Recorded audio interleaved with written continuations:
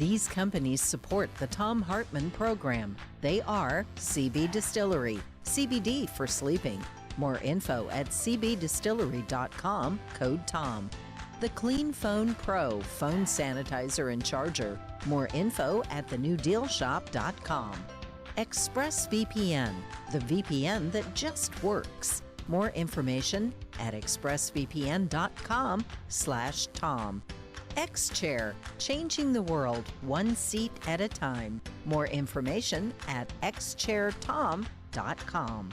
Bloomsy Box, simply better blooms. More info available at bloomsybox.com, code TOM.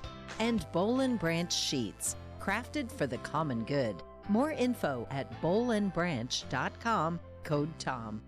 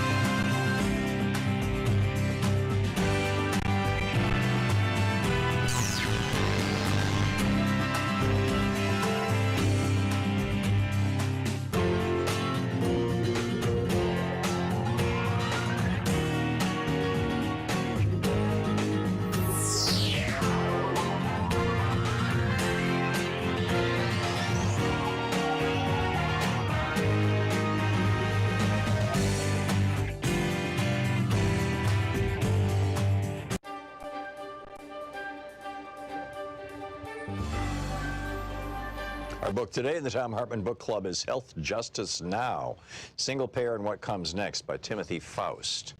And this is from the introduction. A secret scream rings through America.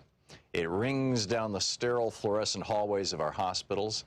It rings over our rural towns and our native reservations. It rings through our prisons, the bellies of our great cities. It rings in our farms, in our fields, our streets and our sewers, our bodies and our blood. And we are cursed to never hear it clearly until at last we realize it has been our own mouth screaming and we are lost.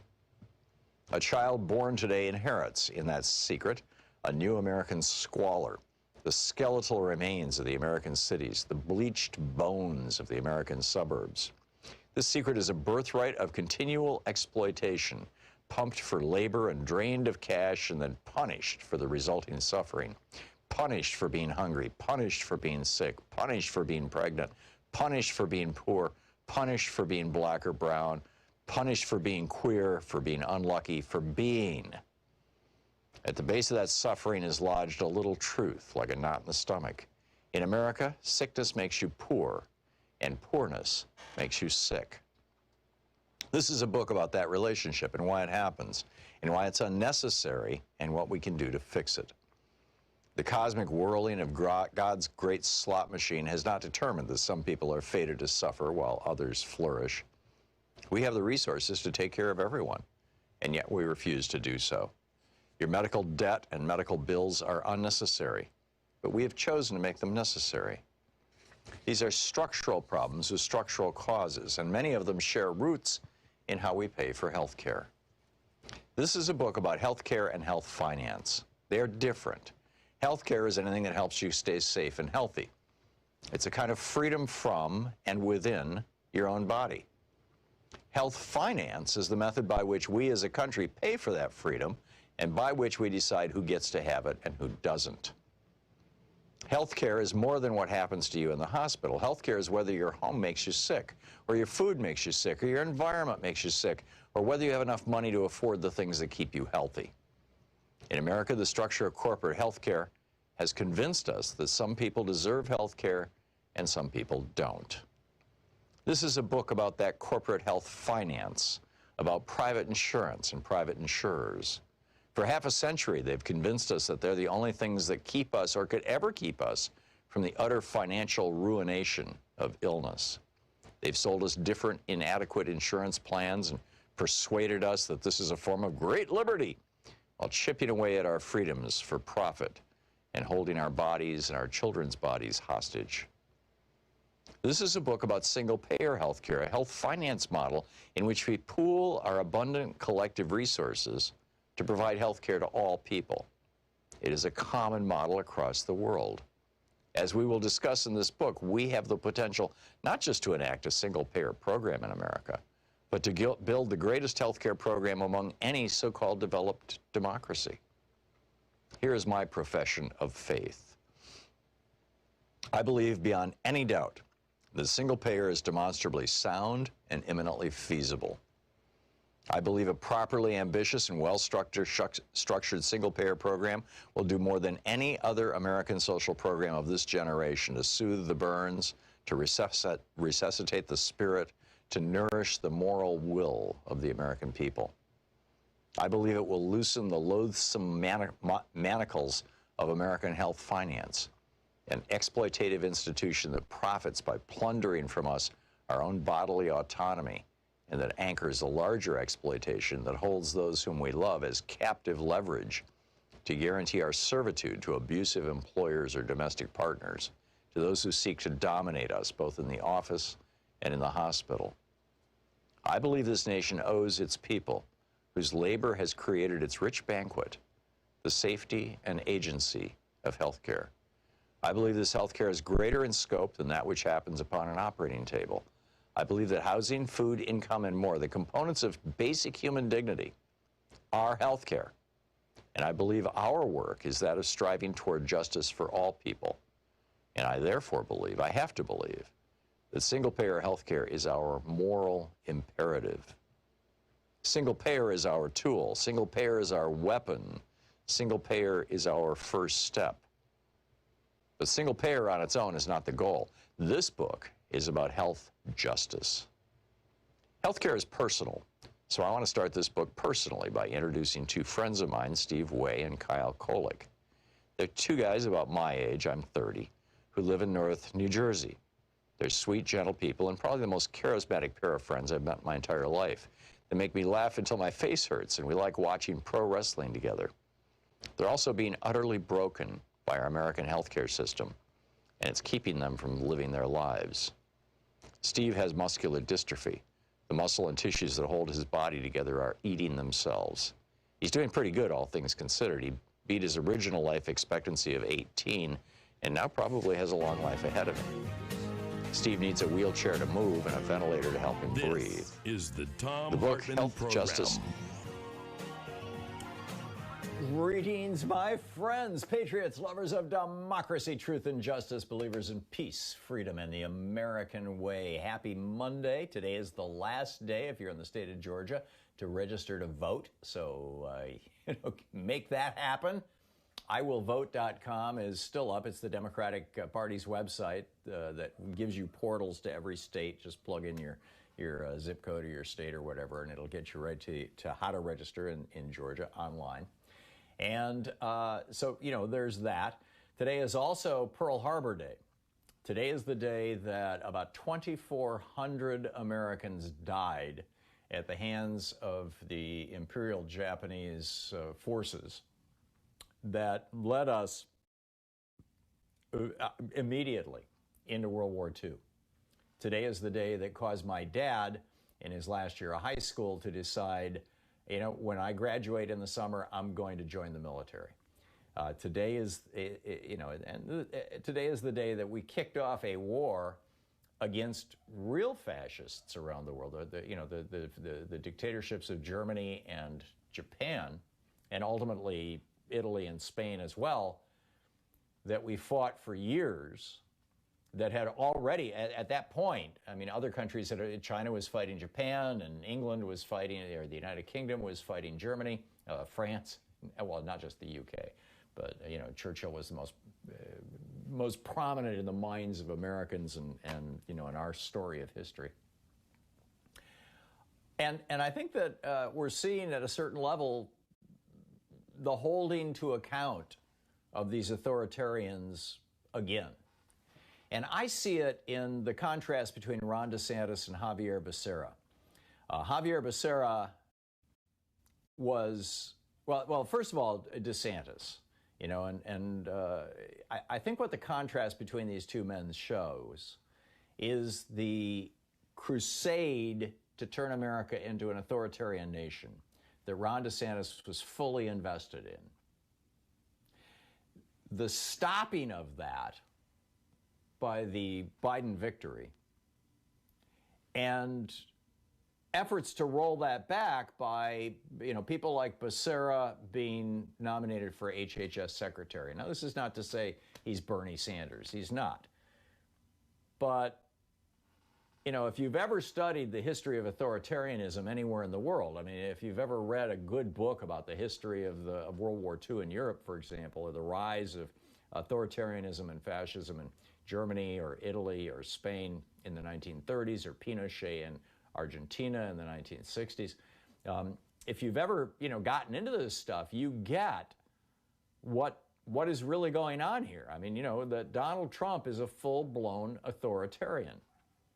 And authoritarians don't come to power all by themselves. They have helpers in every single situation. And now we're learning that Ron DeSantis is a helper. And not just like the normal Republican helper, like the 220 some odd Republican members of Congress who still refuse to say that Joe Biden won the White House, but a helper in as much as he thought that if he could fake the COVID data in Florida, if he could hide the COVID data in Florida from the public, that would help make sure that Trump got reelected in Florida. And Florida is a swing state, or can be a swing state. It was a swing state that decided the 2000 election. And there was every possibility that it would decide this election as well. And DeSantis made the political calculation, and so did Donald Trump, that if they could just bury the data and pretend that, hey, it's just the flu and all this kind of stuff, that it would help Donald Trump get reelected. And if Donald Trump got reelected, he would make sure that Ron DeSantis gets reelected in 2022 and that DeSantis holds on to power. And he might even kick, if somebody wants to challenge Marco Rubio, he's up for reelection in 2 years. Maybe DeSantis will do it. Who knows? I frankly doubt it. But that DeSantis might have higher ambitions, and that in an authoritarian regime, as democracy has been completely killed, he could rise to that. I mean, what we saw in this authoritarian attempt to finally end democracy in the United States, and yes, I will acknowledge, from the founding of this republic to this day, we have been half oligarchy, half democracy. And we've gone back and forth throughout the years between one or the other. But we've always had this thread of democracy that flowed through the arc of American history. And this was a final attempt. The Trump presidency, the 2016 election, where he had a lot of help from foreign autocrats who hate democracy, and the 2020 election, where he had a lot of help from foreign autocrats who hate democracy, flooding Facebook, flooding Twitter. I got one of these tweets. Somebody tweeted at me this morning. I looked at their profile. They had joined just before the election. They followed 38 people. They had 0 followers. And they're tweeting this, crap at me. I just, blocked them. I mean, it's like, okay, another foreign troll. And this is what helped bring Donald Trump to power. These are the people he hung out with throughout his presidency. What was the first country he went to visit? Traditionally, in the United States, American presidents first visit a democratic ally. Canada, the United Kingdom, France, whatever it may be. Traditionally, you visit other democracies. We're part of that club. Where did Trump go? Saudi Arabia. A brutal, violent, misogynistic dictatorship where women have no rights. People who are members of the royal family have basically the only rights in the country and all the wealth in the country. And dissent is not tolerated. Wilbur Ross, Donald Trump's Commerce Secretary, went with Trump on that trip. And when he came home, he was talking to a reporter and he said, boy, it's just amazing how popular the Saudi government is. We drove all through, you know, I don't recall which city they were visiting, but, whatever, I think it was Riyadh, but I could be wrong. He said, we drove all through this city, and there wasn't a single protest sign. There wasn't a single protester in the streets. Right.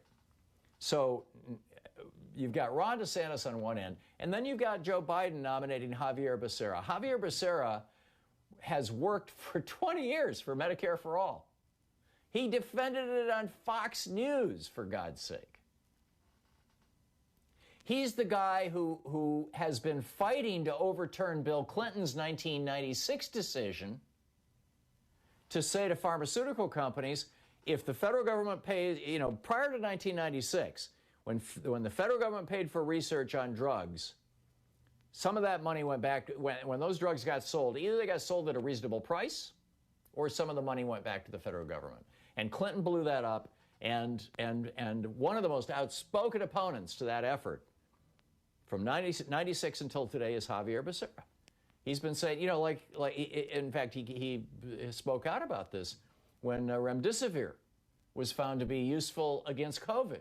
Remdesivir was funded with $100 billion. Well, it was among a collection of drugs that were funded with $100 billion of U.S. taxpayer money. And he was saying that the company should not get all the profit. Well, of course, the company got all the profit. Donald Trump is the president. But this is the guy. You know, I think Martin Luther King said the arc of the moral universe is long, but tends towards justice.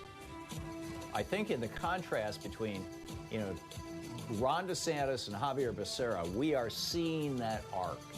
And I think it's a really good thing. There's also some amazing news out of South America that I want to bring up in the next hour. But, you know, what's it going to take to hold Trump's authoritarian helpers accountable? At the very least, the election in 2 years. This is the Thom Hartmann Program. We'll be back. It's the Thom Hartmann Program, talk media for the rest of us.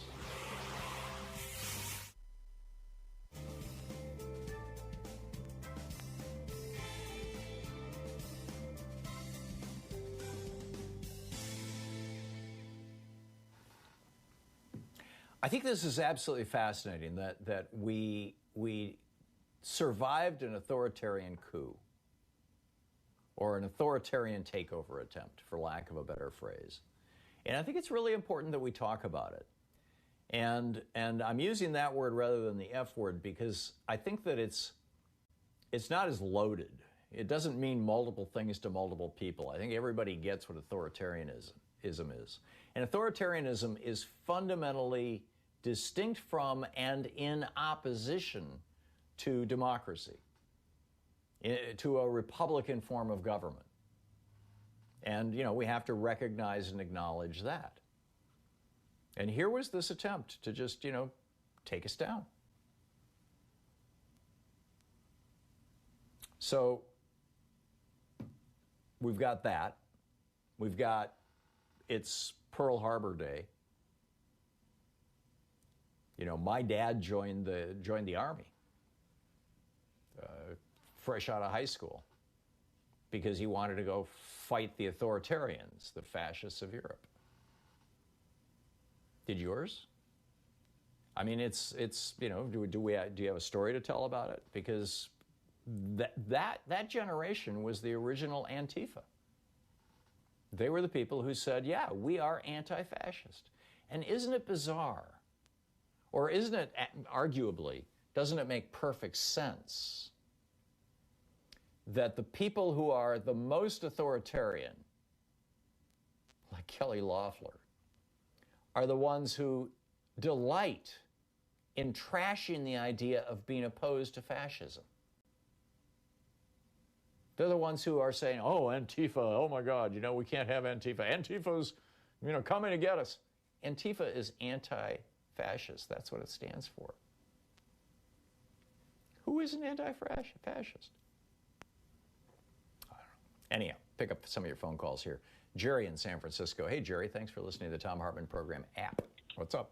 Boy, I enjoy it so much.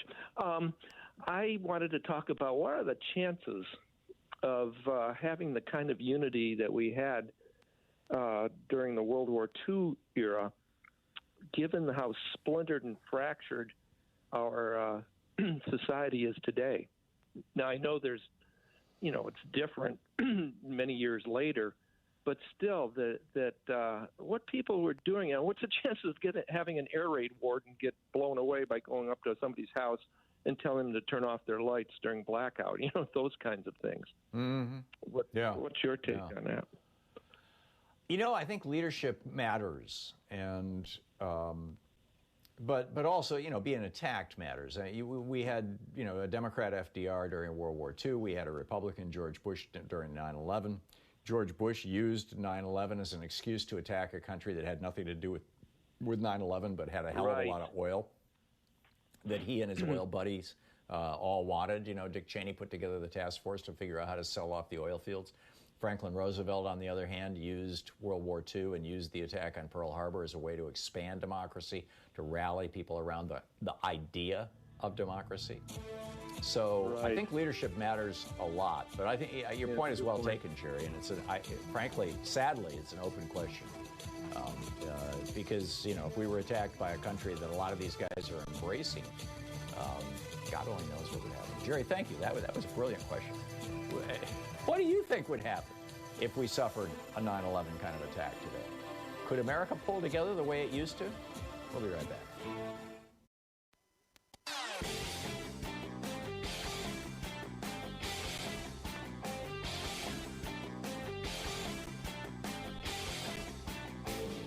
Share the Thom Hartmann Program with your friends. We're available on SiriusXM, Free Speech TV, Pacifica, commercial stations nationwide, YouTube, Twitter, Facebook, on the Thom Hartmann app, and you can even tell your smart speaker to listen to the Thom Hartmann Program. Hey, we have a new video for supporters of our program over at thomhartmann.com. It's about curing type 1 diabetes, which is a pretty amazing thing. Type 1 diabetes is where the cells in the pancreas that produce insulin are actually destroyed. They're gone. Type 1 diabetics, typically it shows up in childhood, and without insulin, people die from it fairly young. With insulin, they can live a good long life, but a University of Alberta researcher, Dr. James Shapiro, back in 1990 pioneered a transplant system. Now, the problem with that was that people had to use immunosuppressive drugs for the rest of their lives because they had just gotten, a partial pancreas transplant from another person. But now he's successfully on mice worked out a way of actually curing type 1 diabetes. We can't do it legally here in the United States, but they're doing it in Canada. It's amazing. You can check it out at thomhartmann.com.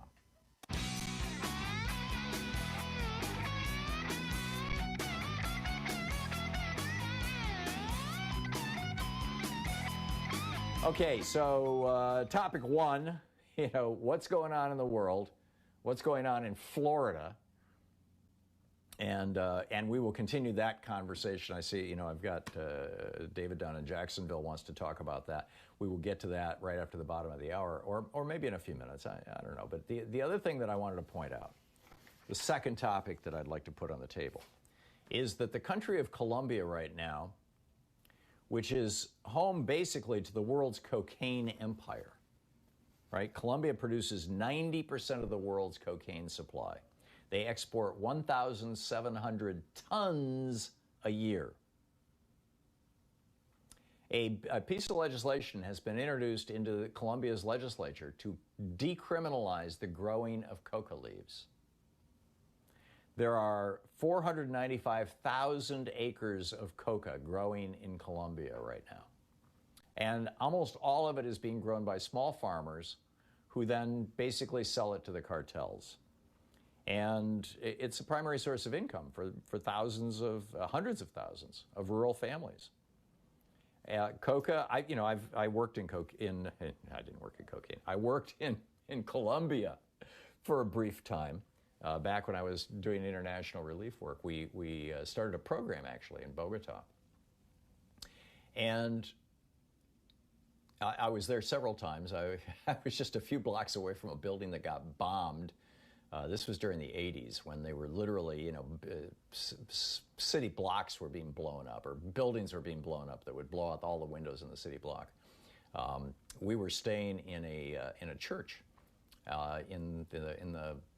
had the whole back area of the church upstairs. They had some rooms, and they locked us in every night. Nothing was safe, right? I mean, it was just chaos at that time, and it was all because of cocaine.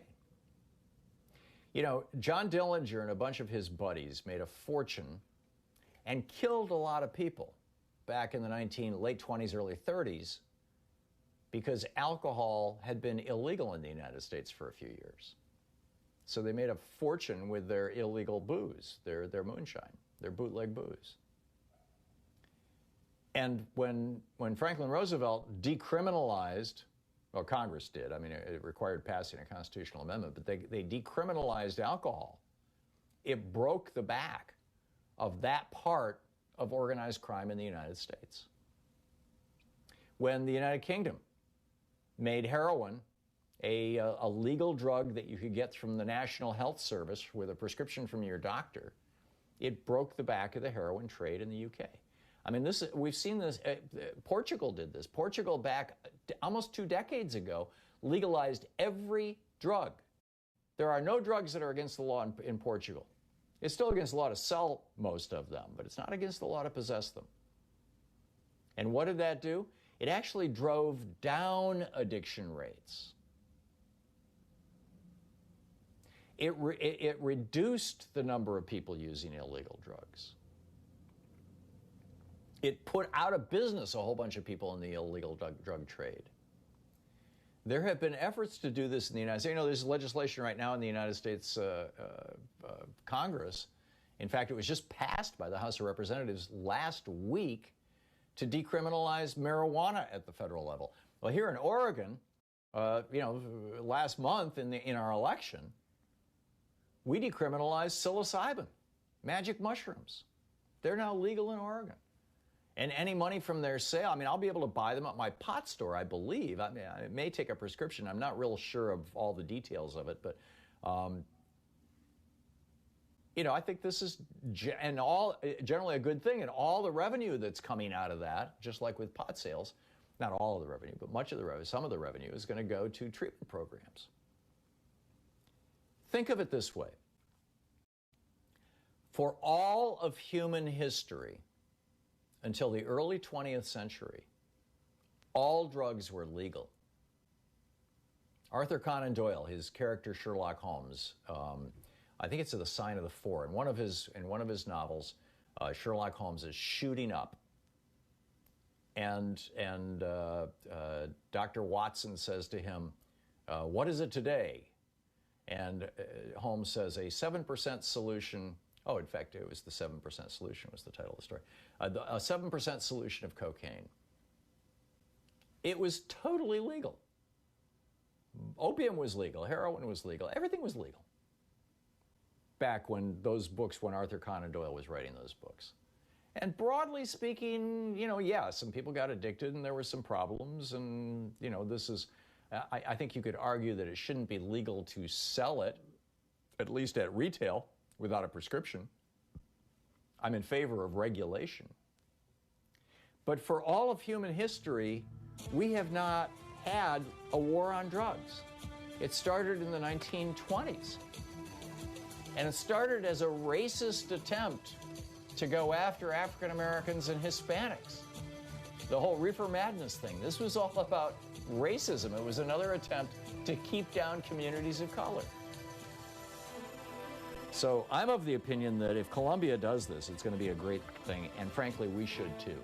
You're listening to the Thom Hartmann Program. Call 202-808-9925. There's some people who are real experts in this field, and one of these days I want to get one on for a whole hour to discuss this, because I think it's a fascinating topic. We'll be right back.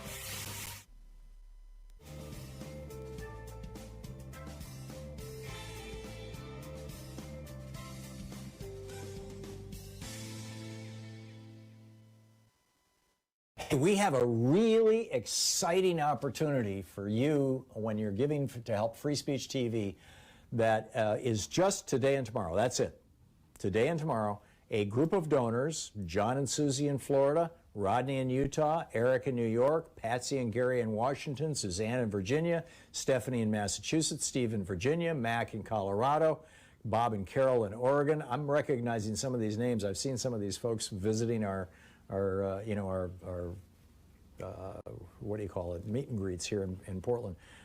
Janet in Oregon, Cindy in California, Barbara in California, Nancy in Oregon, Bill and Jane in New Jersey, Abhi and Mary in California.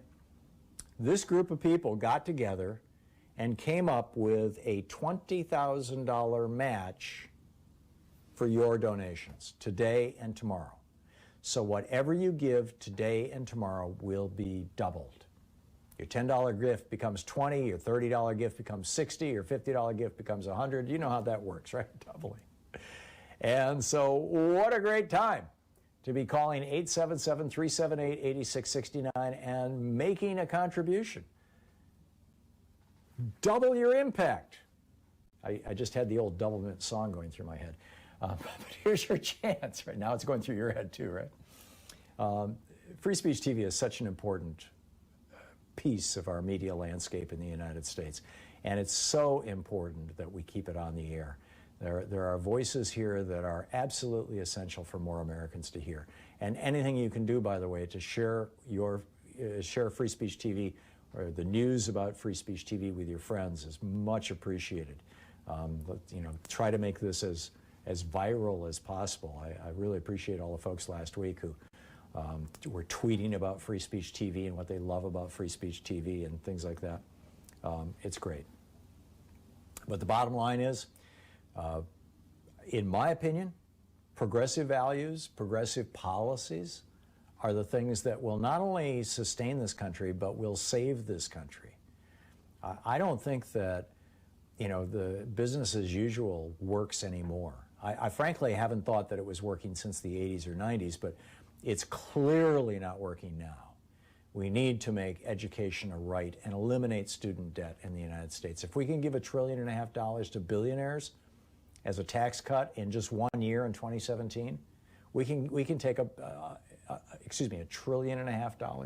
We can take $1.5 trillion and wipe out all the student debt in the United States, because that's how much is out there. It's $1.5 trillion, which is the exact same amount as Donald Trump's tax breaks for billionaires. Why don't we do that? Well, it's because not enough people are hearing a progressive message. Every other developed country in the world has a national health care program, and they're using them for contact tracing because everybody's enrolled and testing and contact tracing to beat back the virus. Why aren't we doing that? We need more progressive voices. Every developed country in the world considers education to be a right, considers healthcare to be a right. Most of them consider housing to be a right. Every other developed country in the world considers decent pay and the ability to join a union and participate in the workplace as rights. And yet here in America, no, those are just privileges. Why? Because we don't have enough progressive voices in the media. And here we are, right here. If you want to see these kind of policies happen, contact or contribute right now to Free Speech TV, 877-378-8669. There's a bunch of goodies.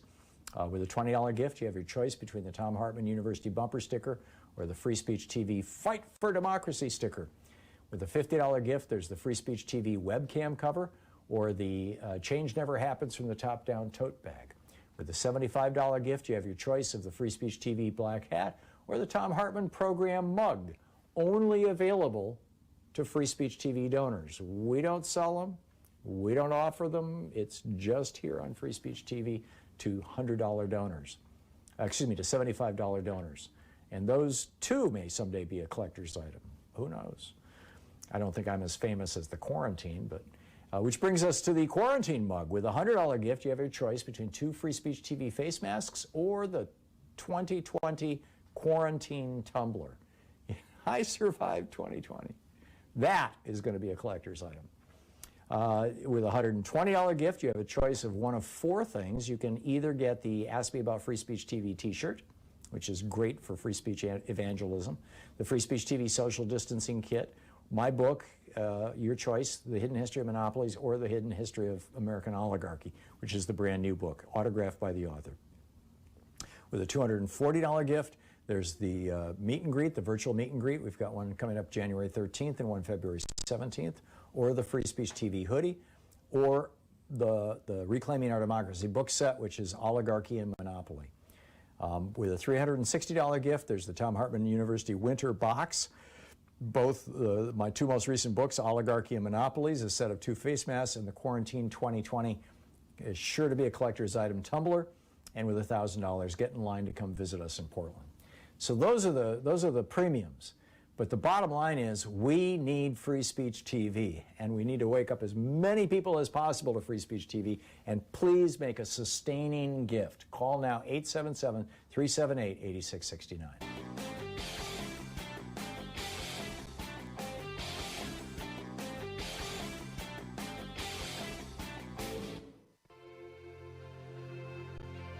On the Science Revolution this week, COVID has made it excruciatingly obvious that the Republican Party has devolved into a sort of wealth-worshipping death cult devoted only to rich people and big corporations who in turn fund their campaigns. Ellen Montgomery with Environment America is here on the Trump administration's rush to open ANWR to oil drilling. This could be catastrophic. Dr. Mark Plotkin with the Amazon Conservation Team drops by about healing the forest inferno. We need conservation of the Amazon in the face of fires and the pandemic. Tune into the Science Revolution wherever great podcasts are found.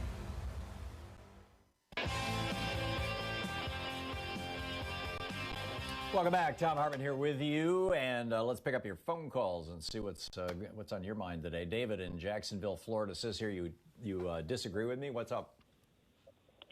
Yeah, Tom, you were mentioning about, I guess, immigrants being foreign trolls in Florida, about DeSantis and the job he's doing here. Wait a minute, I did not mention immigrants. What I said was no, you said foreign trolls. Yeah, the foreign trolls I was referring to were, I'm assuming Russian, on Twitter, who are tweeting just bizarre pro-Trump stuff. That's what I was talking about. And I looked at this guy, and he had literally 0 followers and followed 30 people. And I'm like, okay, I know what's going on here. And I just blocked him. Had nothing to do with DeSantis.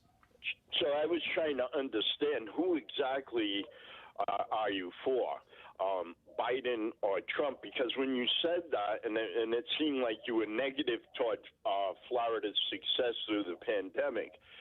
And just a short time ago, you were mentioning about magic. You mean success at killing so many of its citizens? Well, nobody mentioned about Florida, which is a Democratic state, where 80 veterans died in a veterans home. Florida is a Republican state, David. You live in Florida. You've got a Republican-controlled legislature. Correct. You've got 2 Republican senators. You've got a Republican governor. Correct. And you've got one of the highest death rates in the nation. Well, that's, again, you're talking about the numbers that they were coming up with for the people that were dying from heart attacks. The doctors actually... One of the side effects of COVID is that it causes heart attacks. It causes massive blood clots throughout the body, David.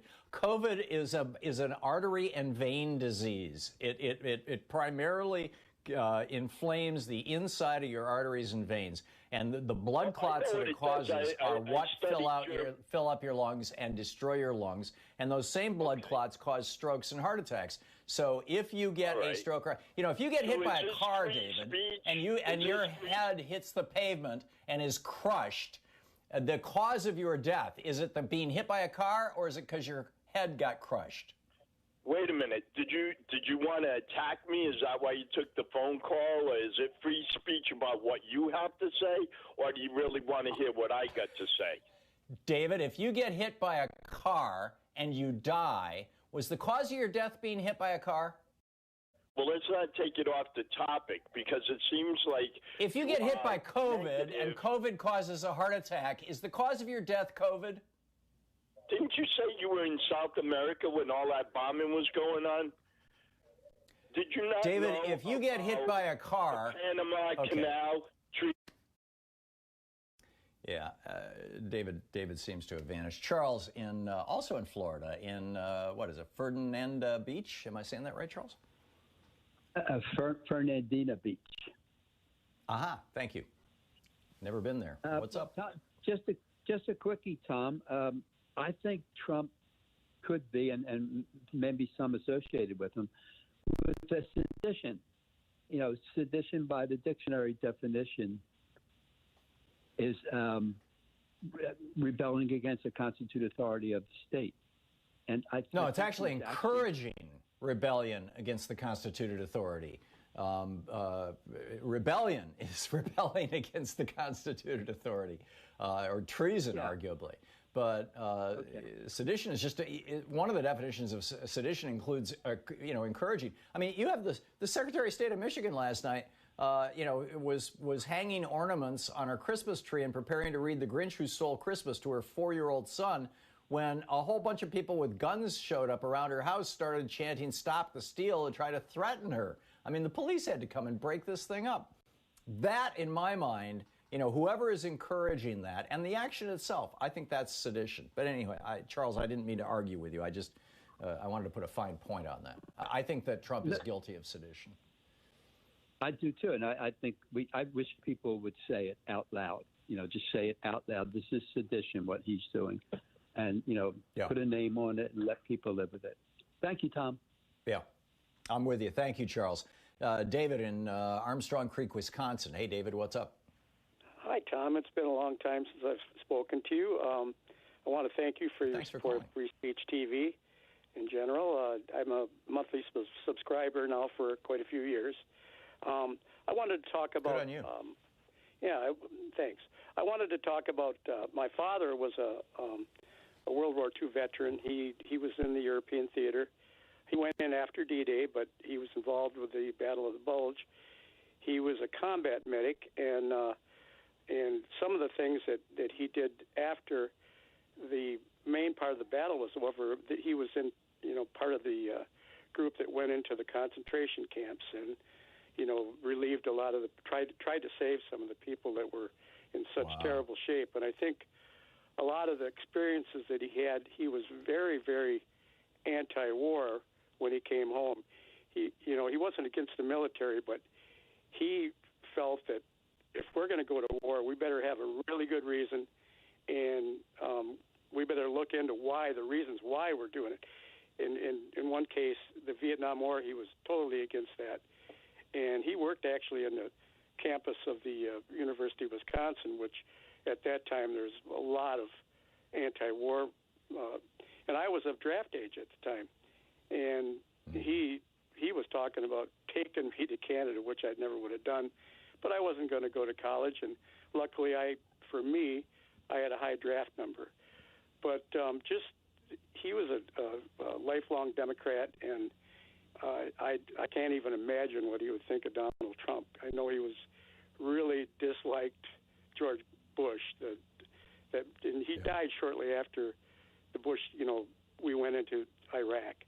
But he really looked into some of the reasons we went to war, and that was the thing that the reason he was so against things like that. Much of the, if I could just jump in, Dave, real quick. Yeah. Much of the transcendentalist movement in the 1870s, 1880s came out of Civil War veterans. They were profoundly scarred by the war and had become pacifists. Much of the American pacifist movement that opposed the United States entering World War II in the late 1930s, after Hitler invaded Poland in 1939 and into 40. Much of that movement was being fueled by people who were combat veterans of World War I. And after World War II, a lot of the modern day peace movement, as you're describing here, came out of combat veterans. People who have seen how horrible war is. War is legalized, organized mass murder. And people who have seen that tend to not be real enthusiastic about it in the future. I mean, some do. Some just turn into crazies, war hawks about it. But I think most don't. Back to you. Yeah. Well, he wasn't really very popular in family discussions. He was one of the few people that were against the war, and he gave the reasons, and these people were saying, "Oh no, communism, it's a domino theory that they were going to take over the world and everything." And one of the points he made is, you can't win a land war in Asia, and it's impossible. And he knew what the outcome of that war was going to be long before it ended, and he was right about. And he really looked into the reasons behind it, and I think a lot of people, they're ready to wrap themselves in the flag and let's back the military no matter what. It's not exactly the people in the military are doing what the politicians force them to do. I don't think there's a whole lot of people in the military that are just jumping at the bit to go to war. And I know, but although anyway, you got a bunch of defense contractors who are. Well, yeah, of course, but and that's one of the reasons my father talked about all that. He said, war is a big money-making process. That's why Dwight Eisenhower talked about it. In December of January 1961, his farewell address, as he was handing the White House over to Jack Kennedy, in the first couple of weeks of January in 1961, he gave that famous address where he talked about, we must guard against the influence of the military-industrial complex. He had originally, in his original speech, he had written congressional military-industrial complex. He ultimately scratched out congressional. But yeah. He would be considered a socialist right now. Dwight Eisenhower. Oh, absolutely. He was gung-ho in favor of a top 91% income tax rate, which he had throughout his entire 8 years. As was Richard Nixon, by the way. Nixon did not lower taxes, and he was president for what, 6 years? Thanks for taking my call. Yeah, you're welcome, Dave. It's great to hear from you again. And Eisenhower also was an outspoken advocate of unions for workers and Social Security and Medicare.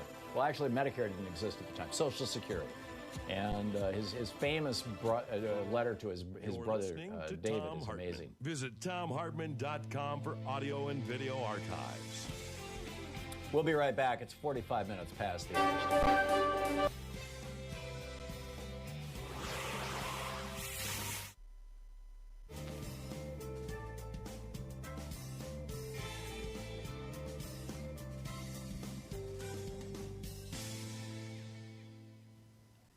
And welcome back. Catherine, watching us on YouTube in British Columbia, Canada. Hey, Catherine. You're just up north from me. What's up? I do live north of you, and I live right above the Tommy Douglas plaque that's placed in this town. Oh, great. So, Tommy Douglas, the guy who started Medicare for All for Canada. Correct. So, of course, I wanted to disagree with you, actually more of a correction, and that is you mentioned that the original Antifa went into World War II, but the actual, very real Antifa, the original, went to the Spanish Civil War.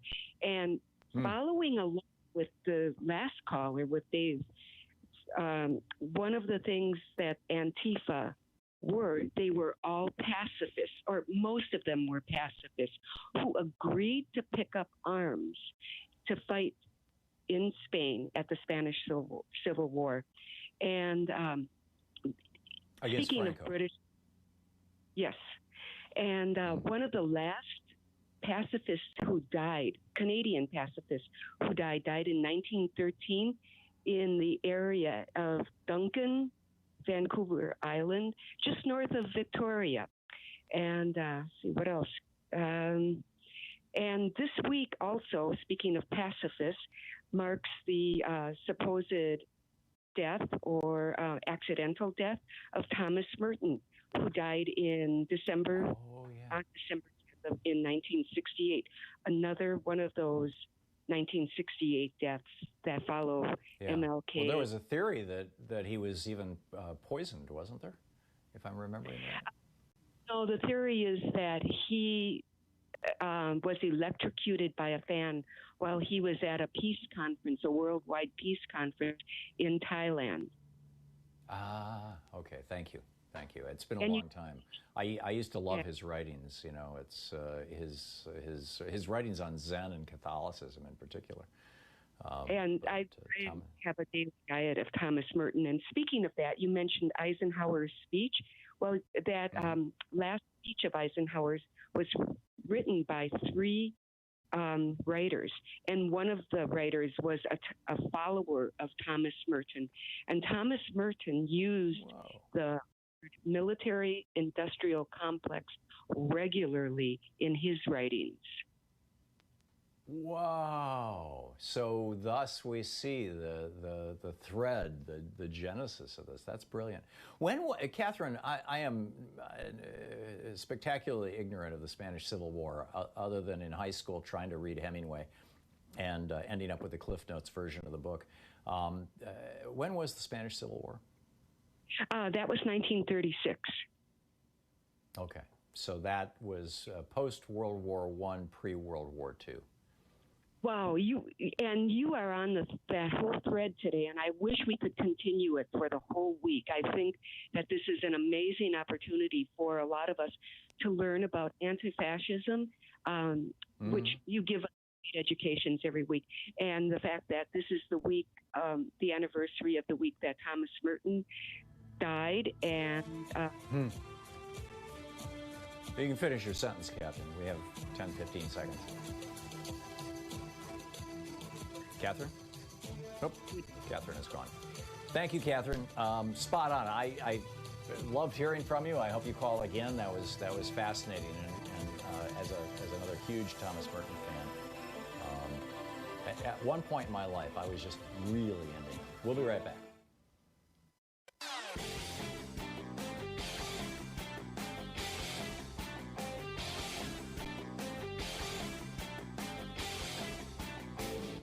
The Hartmann Report is a free daily podcast, 7 days a week, and you can find our entire 3-hour podcast over at thomhartmann.com.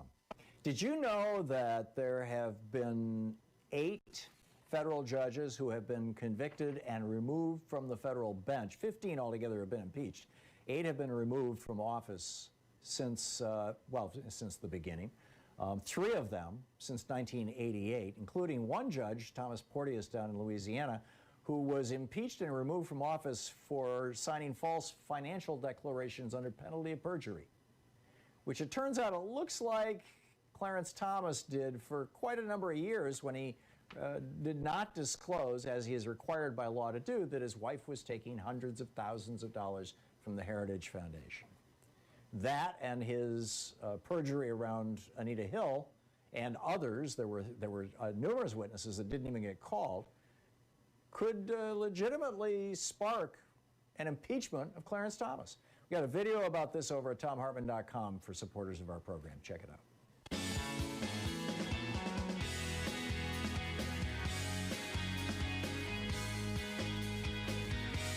And welcome back. Thom Hartmann here with you, and Steve in Tampa, Florida. Hey, Steve, what's up? Hey, Tom. So I just joined recently. I heard a couple of comments, and I'm wondering if is it too far off the mark to say that Trump is responsible for genocide, given the fact that he didn't have a national plan to deal with COVID, and lied about it, and then he resisted the Biden administration's transition when it was obvious that was a priority for them to deal with. I mean, how many in that window? How many additional thousands of lives could he be responsible for intentionally, not just neglectfully, but intentionally, because he knows that this thing is still just raging through the country? Why aren't we talking about genocide? Yeah, well, if we can prove that after the April 7th explosive news that hit all the media in the United States on the same day in a big way, literally the top story, that most of the people who were dying from COVID were African American or Hispanic, largely African American. If we can prove the stories that have leaked out of the White House, that in the week following that news story, at that point in time, prior to April 7th, The administration was actually, the post office had a plan to send 5 masks to everybody in America. They had put together a plan to fast track the vaccine, Operation Warp Speed and all this kind of stuff. That they were actually planning on doing what should be done, and they were being guided by Anthony Fauci and people like him. And the stories that have leaked out of the White House is that in the immediate week after that news report on April 7th, sometime in the next week, they had a meeting in the White House where Jared Kushner said, and again, this is hearsay at this point, where Jared Kushner said words to the effect of, hey, this is number one in blue states only, right? New Jersey, Connecticut, and New York, the majority of it, and Washington State. And number two, it's primarily hitting black people. We can use this to our political advantage. And particularly if it doesn't hurt white people as bad, we just need to pretend like it's no big deal and just let it wipe out the black pocket. If that can be proven, Steve, then you have a genocide charge. The other point to what you said is that one of these 2 vaccine companies, and I don't recall if it's AstraZeneca or Pfizer, I believe it's Pfizer, but I don't have this article in front of me. I'd have to go back and fact check it, but you could look it up, came out over the weekend and said that they had originally planned on distributing a certain number of doses in the United States. And again, I don't have the article in front of me, so I don't have the numbers. I can't swear to these numbers, but my recollection was 100 million doses. And instead, they're only going to be able to give us, fewer than that, either 10 million or 50 million. They're going to give us fewer doses. And the reason why is because we can't handle that large a number of doses here in the United States right now. And the reason for that is that the Trump administration did no planning for this. They did no coordination with the states. They did no get ready, nothing. And so while that doesn't lead to genocide, because genocide requires that you're focusing on a particular group, that does lead to mass death. That does lead to homicide, or at the very least manslaughter, and or crimes against humanity, right? Humanity more generally than an individual group. So, Steve, I think you're onto something, and I think it's going to be real interesting to see how this plays out. Steve, thank you for the call. Dave in Federal Way, Washington. Hey, Dave, what's up? Hey, Tom, you started out talking about December 7th and the Japanese attack on Pearl Harbor. Hey, Yamamoto famously said that, we have awakened a giant. I fear we have awakened a giant and filled him with a terrible resolve. Yamamoto was an educated man in America. Okay, he spoke fluent English. Now, all the drama of that quote. He was educated in America. Wasn't he a Japanese general?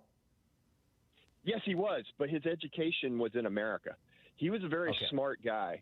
And you got to take that, like I said, put the drama aside and take that apart, and you can foresee what's coming. Okay. All right. Look, the Russians just arrested their lead scientist on the hypersonic weapons systems. That gives them an advantage over the United States, right? They arrested that guy for leaking information. Now they know the gap is going to be closed. A Russian ship just challenged in the St. Peter the Great Bay up here, near Kamchatka, up here in the Pacific. They just challenged and chased away the USS John McCain. Okay, and they used an emergency phone, a war prevention phone to contact the USS John McCain and said, look, if you don't get out of St. Peter the Great Bay, we are going to kill you. We're going to blow you up. All right. Whoa. The deal is Trump. This is what's going to happen. I'm telling you, Tom. You take, we'll. You got 20 seconds, Dave. Get to it. Yeah, the bottom line is these generals like McInerney and Flynn, they're suborning treason against the United States, all right? Trump, the Russians are going to infuse Trump with capital after he's out of office. That capital is going to be used to be the Kremlin's man in America. All right, and all this on the backdrop of defense weapons, these people that make money off of war, World War III is coming. Yeah. I hope and pray you're wrong, Dave, but I can't dispute anything you just said. Dave, thanks for the call. We'll be back. Stick around.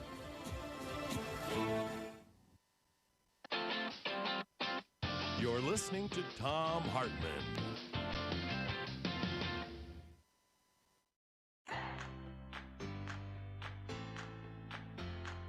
These companies support the Thom Hartmann Program. They are CB Distillery, CBD for sleeping.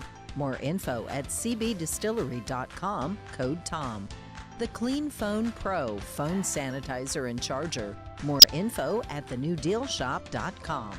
ExpressVPN, the VPN that just works. More information at expressvpn.com/Tom. X-Chair, changing the world one seat at a time. More information at xchairtom.com. Bloomsy Box, simply better blooms. More info available at bloomsybox.com, code TOM. And Boll and Branch Sheets, crafted for the common good. More info at bollandbranch.com, code TOM.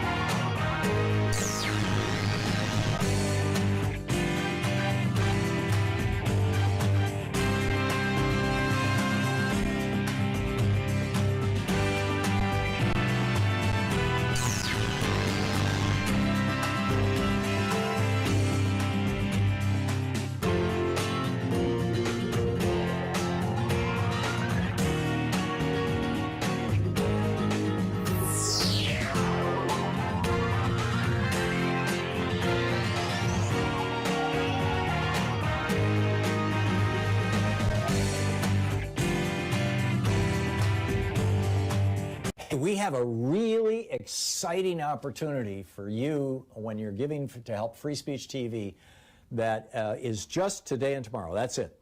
Today and tomorrow, a group of donors, John and Susie in Florida, Rodney in Utah, Eric in New York, Patsy and Gary in Washington, Suzanne in Virginia, Stephanie in Massachusetts, Steve in Virginia, Mac in Colorado, Bob and Carol in Oregon. I'm recognizing some of these names. I've seen some of these folks visiting our what do you call it, meet and greets here in Portland. Janet in Oregon, Cindy in California, Barbara in California, Nancy in Oregon, Bill and Jane in New Jersey, Abhi and Mary in California. This group of people got together and came up with a $20,000 match for your donations today and tomorrow. So whatever you give today and tomorrow will be doubled. Your $10 gift becomes $20, your $30 gift becomes $60, your $50 gift becomes $100. You know how that works, right? Doubling. And so what a great time to be calling 877-378-8669 and making a contribution. Double your impact. I just had the old Double Mint song going through my head. But here's your chance. Right now it's going through your head too, right? Free Speech TV is such an important piece of our media landscape in the United States. And it's so important that we keep it on the air. There are voices here that are absolutely essential for more Americans to hear. And anything you can do, by the way, to share Free Speech TV or the news about Free Speech TV with your friends is much appreciated. Try to make this as viral as possible. I really appreciate all the folks last week who were tweeting about Free Speech TV and what they love about Free Speech TV and things like that. It's great. But the bottom line is, in my opinion, progressive values, progressive policies are the things that will not only sustain this country, but will save this country. I don't think that, the business as usual works anymore. I frankly haven't thought that it was working since the 80s or 90s, but it's clearly not working now. We need to make education a right and eliminate student debt in the United States. If we can give $1.5 trillion to billionaires as a tax cut in just 1 year in 2017, we can take $1.5 trillion. We can take $1.5 trillion and wipe out all the student debt in the United States, because that's how much is out there. It's $1.5 trillion, which is the exact same amount as Donald Trump's tax breaks for billionaires. Why don't we do that? Well, it's because not enough people are hearing a progressive message. Every other developed country in the world has a national health care program, And they're using them for contact tracing because everybody's enrolled and testing and contact tracing to beat back the virus.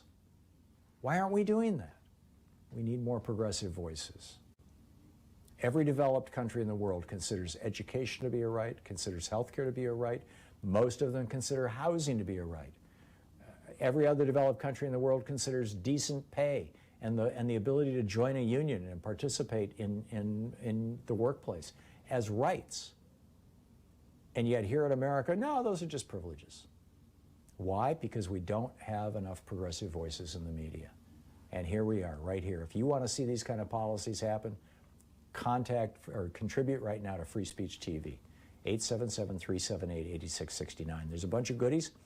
With a $20 gift, you have your choice between the Thom Hartmann University bumper sticker or the Free Speech TV Fight for Democracy sticker.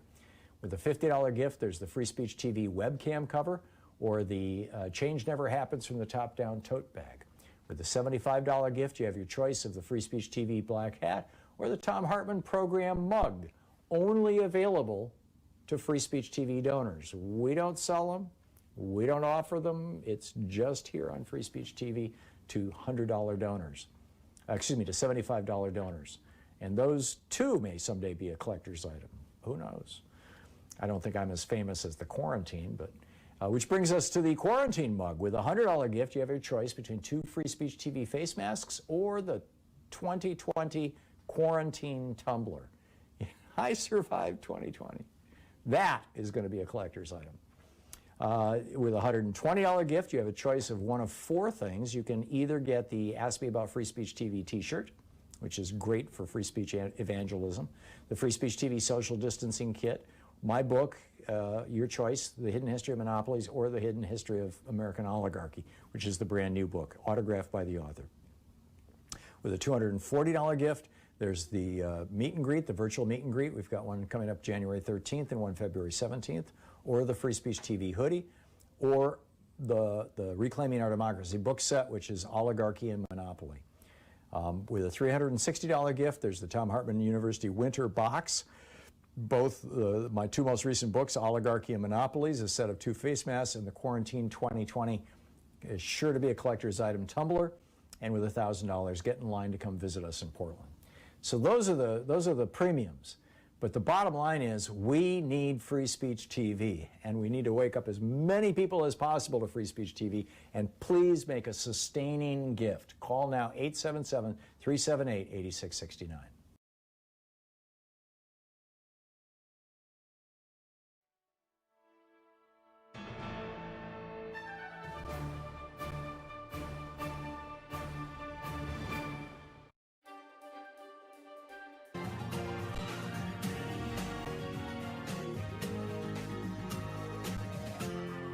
This is the Thom Hartmann Program. With you, I'm reading my copy of The Writing that comes in my inbox every weekday. This is, the news from right-wing websites. It's just a quick summary, a headline in 1 paragraph. One that really caught my attention was today, the headline, 200,000 votes hijacked from Trump to Biden in Georgia at precinct level. Another one, Rudy Giuliani is so powerful. Oh, my. So let's talk with Howard Polskin. He is the president of The Writing. The website it's Writing without the W. It's R, like right wing, the, T-H-E, Writing, RIGHTING.com. And also The Writing is the Twitter handle as well. And, of course, Howard Polskin, P-O-L-S-K-I-N. Howard, welcome back to the program. I understand that you've put together a collection of the weirdest, wildest, and most outrageous headlines from right-wing websites over the last week or 3. I did it all. Do I have that right? And if so, go ahead. November. I did it all from November because it was so crazy. And it kind of blew my hair back what I saw. You do it every day, like you read the site every day. And, I put it together every day. But when you just take the craziest ones from 4 weeks and put it all together, it's quite a story that gets told. So tell us the story. All right. So a few things. So It's astonishing to me that the drumbeat of election fraud would continue so long after the election. I thought it would happen a week or two. No, it's gone on 5 or 6 weeks now. The longevity of it and the intensity has surprised me. And it's clear to me that the right-wing media is going to continue this drumbeat well into Biden's presidency. But may I jump in here? Sure. I'm guessing, and I'm wondering if you're seeing evidence of this in your right-wing headlines and stories that you're monitoring. And boy, do I tip my hat to you. I would not be able to do this. My gag reflex is not, is too fine-tuned. But I'm thinking that there's 2 reasons why this is happening, and that the most important reason isn't that Donald Trump is trying to stay in power. That's not why 220 members of the House and Senate, Republican members of the House and Senate, today are refusing to say that Donald Trump won and are continuing to support the idea that there was voter fraud. And that is because they want to increase the restrictions on voting. They're trying to figure out ways. I mean, this is the history of the Republican Party, going back to Operation Eagle Eye with William Rehnquist in the 1960s in Arizona. It spread across the South, where big burly white lawyers would show up at polling places and yell and scream at Black, Hispanic, and Native American people. And then we got into the 90s and in the 2000s, voter purging, where they would say, "Oh, you moved," and throw thousands of people, hundreds of millions, actually. I think Greg Palast has documented the purging of over 10 million people over about a decade. People who were still voting, right, or who still should have been able to vote, but they would show up at the polling place and be told, "I'm sorry, you're no longer on the list." And the purging now has been outed. My book, the Hidden History of the War on Voting, numerous articles, Greg Palast. I mean, there's a bunch of us who outed that. And so now they're looking for a new strategy. I'm betting their new strategy is going to be comparing signatures on the outside of envelopes with voter registration cards and holding them to a stricter standard than they have, because over time people's signatures drift and change slightly. And this would be a new way to disenfranchise people from big cities and things. What do you think of that? And is that theory supported by what you're finding? I haven't read that specifically, but from reading all these conservative headlines, I think it's clear that it's good to be paranoid about what's going on the right. There's a lot. Well, this is what Trump said about Georgia. He tweeted just last week, if Brian Kemp would simply compare signatures, he'd find a lot more votes to throw out. I think that's quite plausible, and that could be one of the main reasons behind this. But I'm seeing this at so many different sites, and there's so many different reasons why they're putting it out there. Part of it is, I think, it's just an extension of Trumpism. I would think that most sites would wave the white flag and say, Trump won, let's move on. Some have, like the Washington Examiner and the National Review, but many are still holding on to this concept that that Biden is not the president-elect. And that's really scary. And it really undermines a pillar of democracy, an open and free. Well, throughout the Obama presidency, they were saying that Barack Obama was an illegitimate president, that he was born in Kenya. I mean, was that what sales pitch as widely spread as this one is? No, not as this. This line of thought is coming from at least a dozen websites which have millions of unique visitors a month. So it's very disturbing. And it's kind of like the Super Bowl is held. There's a team that wins, but then in the next 6 weeks, that team hires Rudy Giuliani to go around the country and nitpick each decision by a referee that will undermine the credibility of that result. That's what it's like. You also have, I mean, for instance, here's one thing that really chilled me, Tom. On November 4th, hours after the election, there was a site that had the headline, Trump won the election. That was it. Well, what was the site? It was the Daily Stormer. That is a neo-Nazi website. So when the neo-Nazis are behind you, you know you've got trouble whether you know it or not. But there were about 3 or 4 other headlines that really chilled me in the last month. Go for it. Okay, so also that first week, it was American Thinker had a headline: "Ballotgate is the single greatest crime in modern American history." Like, wow, like that is so crazy. The Stream, which is a site launched to help Christians think more clearly about political and economic issues, they had a story that said, "How about an election do-over?" So they were actually calling for another election to be held, and I was like, "Wow, the country can't handle that." And then, of course, there were the articles that just praised Sidney Powell, including one that called her our Joan of Arc. So right, she's the Trump lawyer who claims that widespread election fraud or voter fraud, rather. Exactly, and actually, she was too extreme even for the Trump camp, and she was dismissed. Yeah, they disowned her. But still, you have stories that continue to this day to promote that. So there were a lot of election fraud stories. There are stories that slam Biden. There are stories that I saw that came out that thought that, wow, the vaccine was postponed until after the election. So Red State had that story come out. I would say the worst stories came out in the third week after the election. I would say there were more election fraud stories than before. Right now, here we are in the middle of December, I'm starting to see that the stories are a little bit fading out, and most of the stories now are starting more from the right to attack Biden, his choices, his policies. I think that's what we're going to see more of in the coming weeks. So they're basically becoming the organized opposition now that they've failed in their attempt to stage a coup.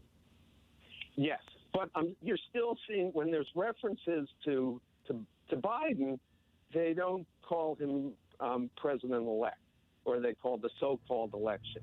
There's still enormous doubts about the election. Yeah.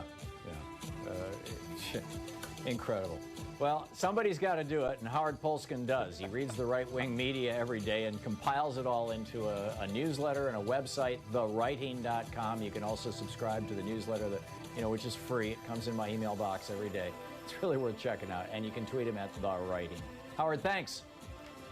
Thank you so much, Tom. Good to be on your show. This is the Thom Hartmann Program.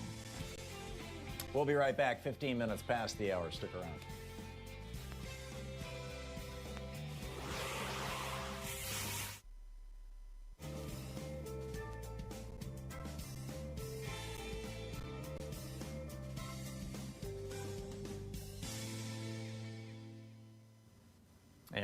And welcome back. Richard in Pasadena, California. Hey, Richard, what's on your mind today? Well, just with the voting thing right now, I want to talk about the First Amendment, but the voting thing right now, to me, it's so simple if we go across the nation with adult U.S. citizen with a Social Security number, period. That's it. Everybody gets to vote under that. That ends all purging and oppression and all of it. Okay, good. I'm with you. My question is, go ahead. No, I said I'm with you. Oh, okay, I didn't hear you. Okay, here on the First Amendment, I'm wondering, do you know if any other nation has that part of the First Amendment which says that you can peaceably assemble? I can't find it anywhere. We seem to be the only nation. And the other thing I want to say about the First Amendment is I say it's the most important thing that came to the world out of our revolution. What do you think? I think it's right up there, Richard, and there's multiple pieces to it. Most people think it's just free speech. It's also freedom from religion, from having the government impose religion on you. It is the right to peaceably assemble and petition your government for redress of grievances. Specifically to your question, Richard, I don't know, I've never evaluated the constitutions of other countries, but I believe that this is a value, as in value system value, that is held very, very high by European countries. I mean, look what's been going on in France, with the Yellow Jacket movement and then or Yellow Vest movement, rather. And now the protests against the law that's an attempt to stop people from filming the police. I think it's alive and well around the world. It certainly was what the people in Hong Kong were arguing for. And what was taken away from them by the Chinese government. So that was, so I think it reflected basically Western values, not just American values. And spot on. Okay, thank you so much. Thank you very much for the call. All right, yeah, bye now. Good talking to you. Joe in Cupertino, California. Hey, Joe, sorry, what's up? Tom, thank you. I'm a sustainer. Thank you very much. And I'm currently reading Bob Woodward's Rage book. But today I've been thinking about this all weekend. Almost going to be 500,000 Americans that are going to be dead by February. I saw President Trump appoint Vice President Pence to the head of the COVID task force. That's a good, short, old-fashioned impeachment hearing will get this brought to the attention of the American people. He needs to be impeached.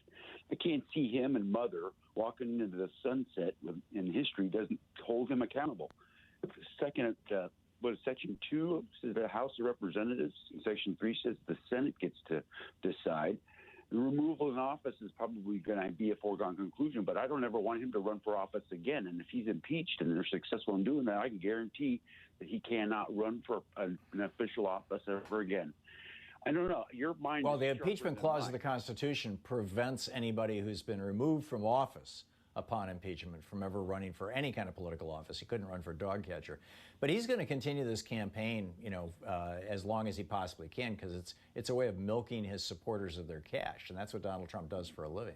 I don't think he's we got to change the narrative. At all. We're the party in charge now. We need to change the narrative. And the narrative needs to be we want accountability for the actions of this administration at any cost. I don't think that the people of America are going to tolerate letting them walk away unscathed.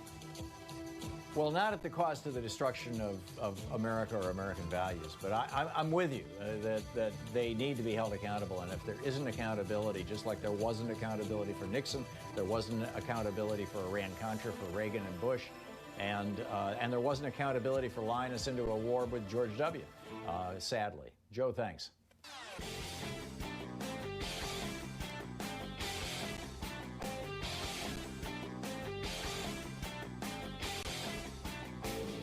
The hidden history of the war on voting tells how the GOP has been stealing elections for decades and will again this year unless we stop them.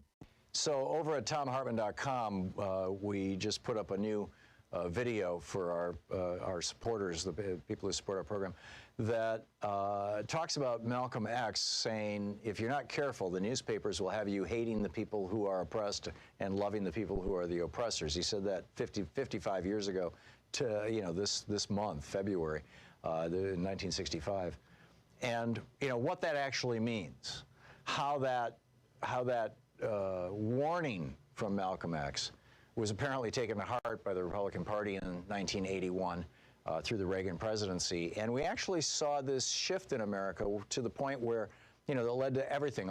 Stop and frisk and the demonization of homeless people and the demonization of poor people and black people and Muslim people and all of this stuff came out of this very specific kind of Lee Atwater strategy in the 1980s. So you can find it over at thomhartmann.com and check it out.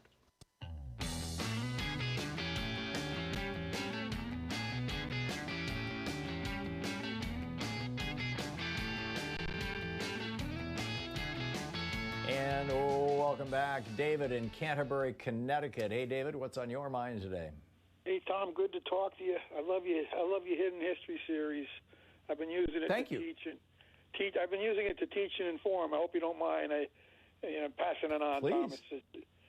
I love it. Yeah. But anyway, I called to tell you a quick story about my family fighting fascism and tie it all together nicely for you. I'll start with my dad. He spent 3 years in the South Pacific. He suffered very, very much. 9 ships in his squadron. Went to the South Pacific Christmas Eve, 1942. May of 1945, 3 ships came back. Dad was on one of them. It was just a matter of numbers and tremendous suffering. But he was a smart guy. He knew what was going on. He knew what he was fighting. And 6 years prior to that, my grandfather was a mill worker in my town of Putnam in 1935, and there was a strike, and they were selling. Belling Hemingway was selling in a lot of parachute cord to the Germans. The workers knew it, and they didn't like it. But that was just one issue of the strike. And anyway, they locked them out. They locked my granddad out, and it was a classic battle. The workers were on one side of the street in the Polish American Club, and the boss was on the other side of the street with the cops and the fire hoses. And it was a battle. So they were fighting the fascists right there in the town of Putnam. And Governor Wilbur Cross at the time sent the Bristol National Guard to Putnam, 500 strong, with bayonets glistening in the sun. I wrote that in a piece that I wrote for a paper at UConn. And when I was up there, my professor loved it.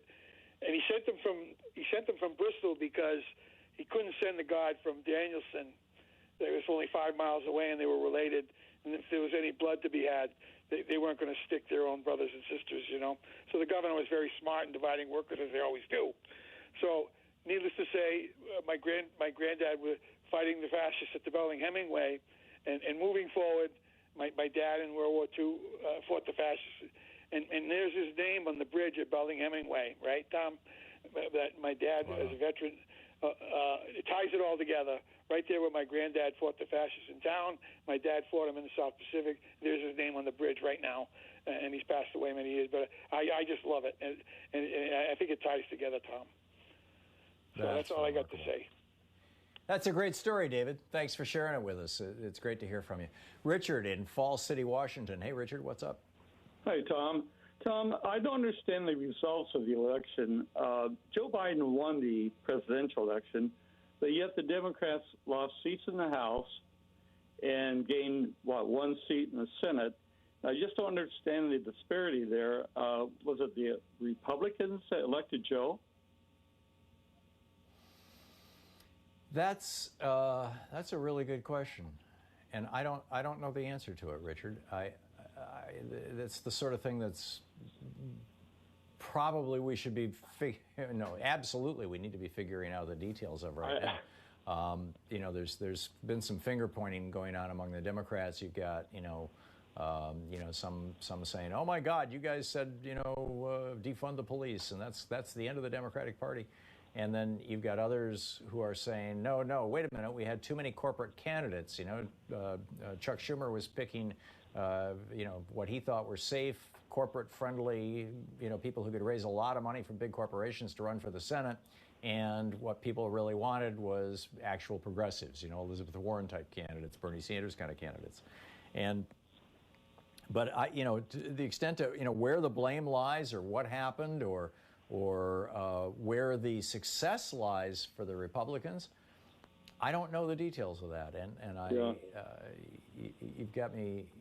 Well, I've been wondering about this since the election and waiting for the postmortem. I'm surprised there haven't been more thorough and in-depth postmortems. I'm guessing probably, we know that the Koch network and some of the right-wing groups, they've set up state policy groups in every state. Every state in the union has a local right-wing think tank in it. None of them have local, to the best of my knowledge, have local left-wing think tanks. Every state in the union has a state-based right-wing infrastructure to work with their elected Republicans and fund their elected Republicans. They're doing this to try to, their ultimate goal is to get enough states on board, to capture enough states that they can get that 2/3 of the House and Senate that's necessary, or of the states, that's necessary to call a constitutional convention so that they can rewrite the Constitution and make it, safe for billionaires for all time, and, particularly libertarian billionaires. So it probably is the result of enormous amounts of cash flowing into elections at the local level that were just largely invisible to all of us. I mean, most people were giving money to the big national campaigns, to Joe Biden and to a few Senate races, but that lots and lots of House races just never got the attention that they really deserved. And you had Democrats who were up against Republicans who were just overwhelming. And also, I wouldn't discount the Facebook effect. Facebook was used very heavily by the Republicans this time around. Watch the movie The Social Dilemma on Netflix, and you'll get what I'm talking about here, Richard. I'm guessing that probably has nothing to do with the Thom Hartmann Program. Call 202-808-9925. Ani Zonneveld is going to be with us in just a minute to talk about the, how religion is being used as a cudgel in the United States by the right. We'll be right back.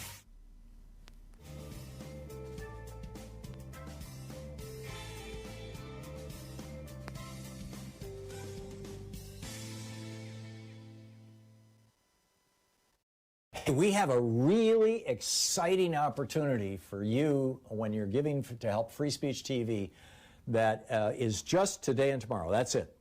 Today and tomorrow, a group of donors, John and Susie in Florida, Rodney in Utah, Eric in New York, Patsy and Gary in Washington, Suzanne in Virginia, Stephanie in Massachusetts, Steve in Virginia, Mac in Colorado, Bob and Carol in Oregon. I'm recognizing some of these names. I've seen some of these folks visiting our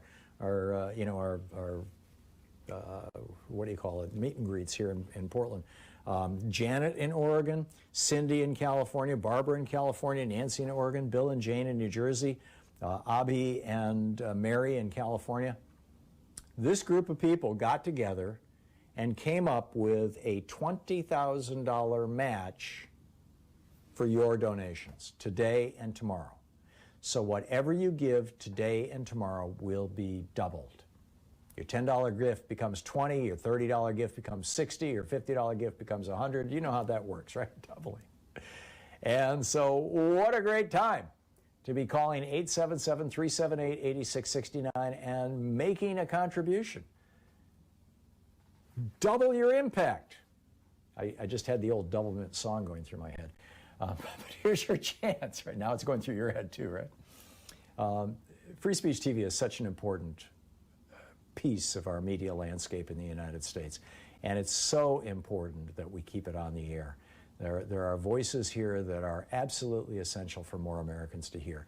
And anything you can do, by the way, to share Free Speech TV or the news about Free Speech TV with your friends is much appreciated. Try to make this as viral as possible. I really appreciate all the folks last week who were tweeting about Free Speech TV and what they love about Free Speech TV and things like that. It's great.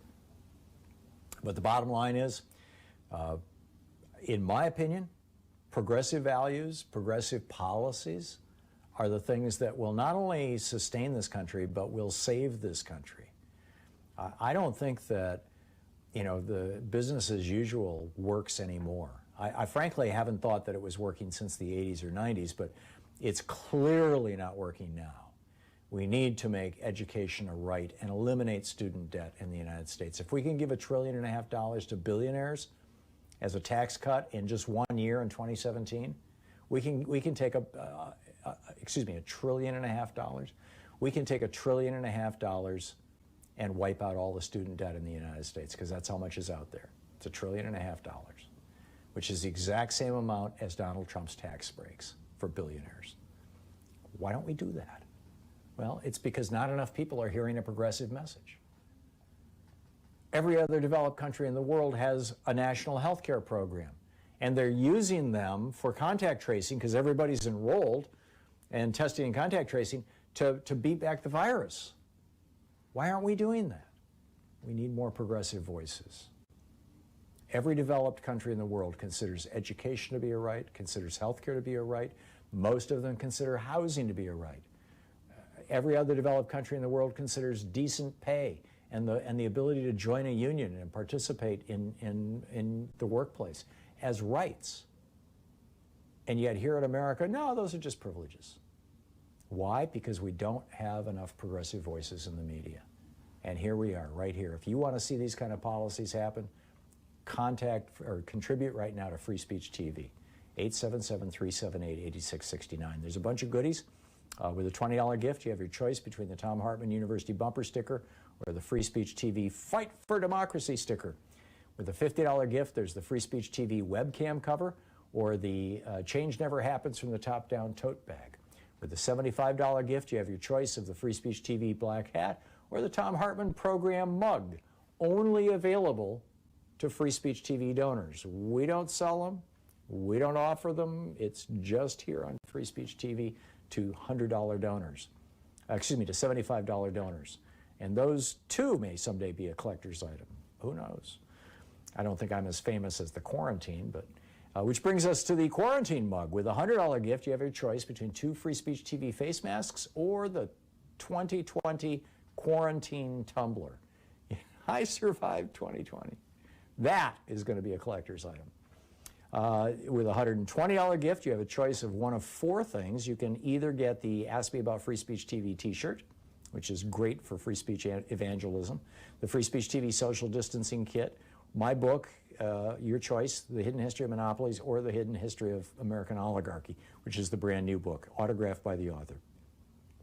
With a $240 gift, there's the meet and greet, the virtual meet and greet. We've got one coming up January 13th and one February 17th, or the Free Speech TV hoodie, or the Reclaiming Our Democracy book set, which is Oligarchy and Monopoly. With a $360 gift, there's the Thom Hartmann University Winter Box. Both my 2 most recent books, Oligarchy and Monopolies, a set of 2 face masks, and the Quarantine 2020 is sure to be a collector's item tumbler. And with $1,000, get in line to come visit us in Portland.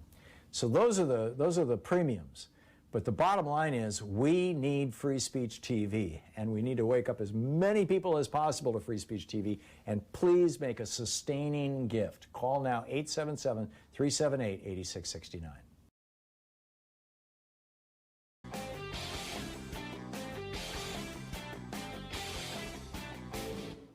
The Hidden History of Monopoly tells how Robert Bork, yeah, that guy from the Reagan era, transformed corporate America and destroyed the American dream. Hey, we have a special new video up for supporters of our program over at thomhartmann.com. And it's about how FDR in 1944, in fact, January of 44, in his State of the Union address, talked about how important it was to add rights to the Bill of Rights. The original Bill of Rights was all political rights. He said it's time to enshrine economic rights in our Constitution. I would add, like most of the governments of Europe have done. And this includes the right to housing, the right to food, the right to a good job that pays well, the right to an education, including a college education, and the right to health care. It is pretty powerful stuff. And frankly, I think that what this coronavirus crisis is proving is that we are all in this together, and that Reagan's thing about government is never going to help you was just a load of crap. And so you can check it out over at thomhartmann.com.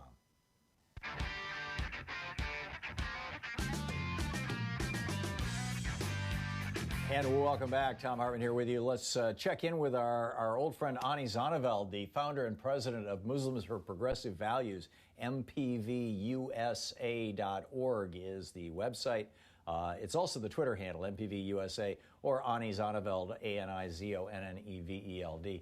And Ani, welcome back to the program. It's great to have you with us again. I understand that about 30% of American Muslims voted for Trump. What's going on in your community there? They're not in my community, I can tell you that. They're not progressive, that's for sure. There you go.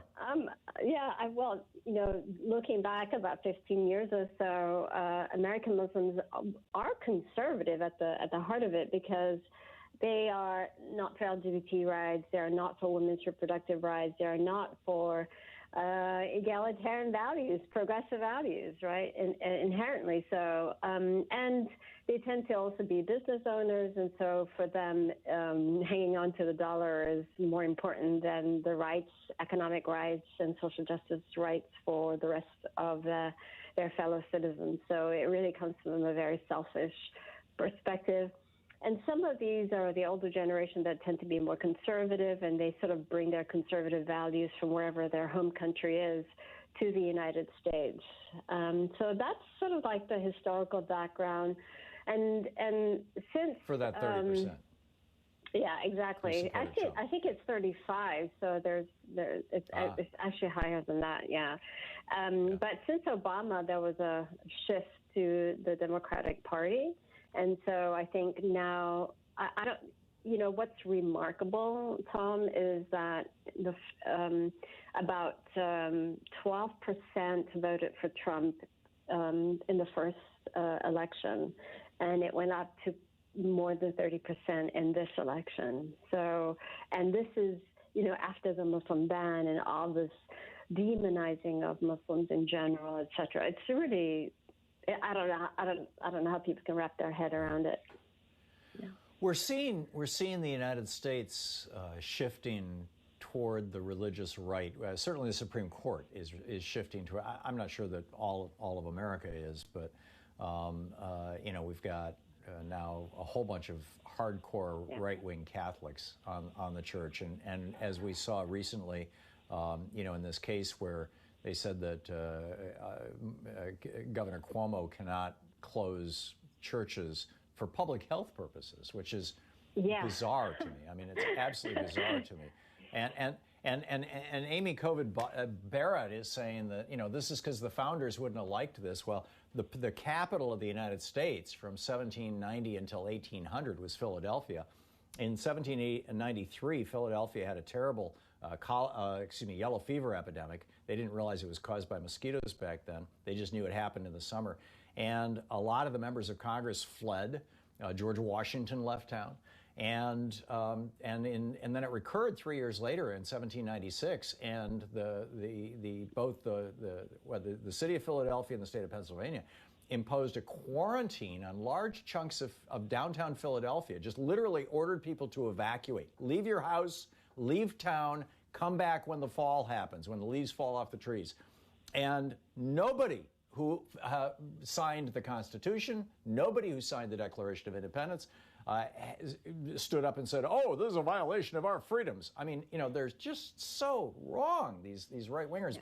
But in any case, I get from reading your newsletter and keeping track of what's going on over at Muslims for Progressive Values that kind of ideology and some of those same strategies that are used by Christian and Catholic right-wingers in the United States are now being used by some conservative Muslims, and that we're seeing,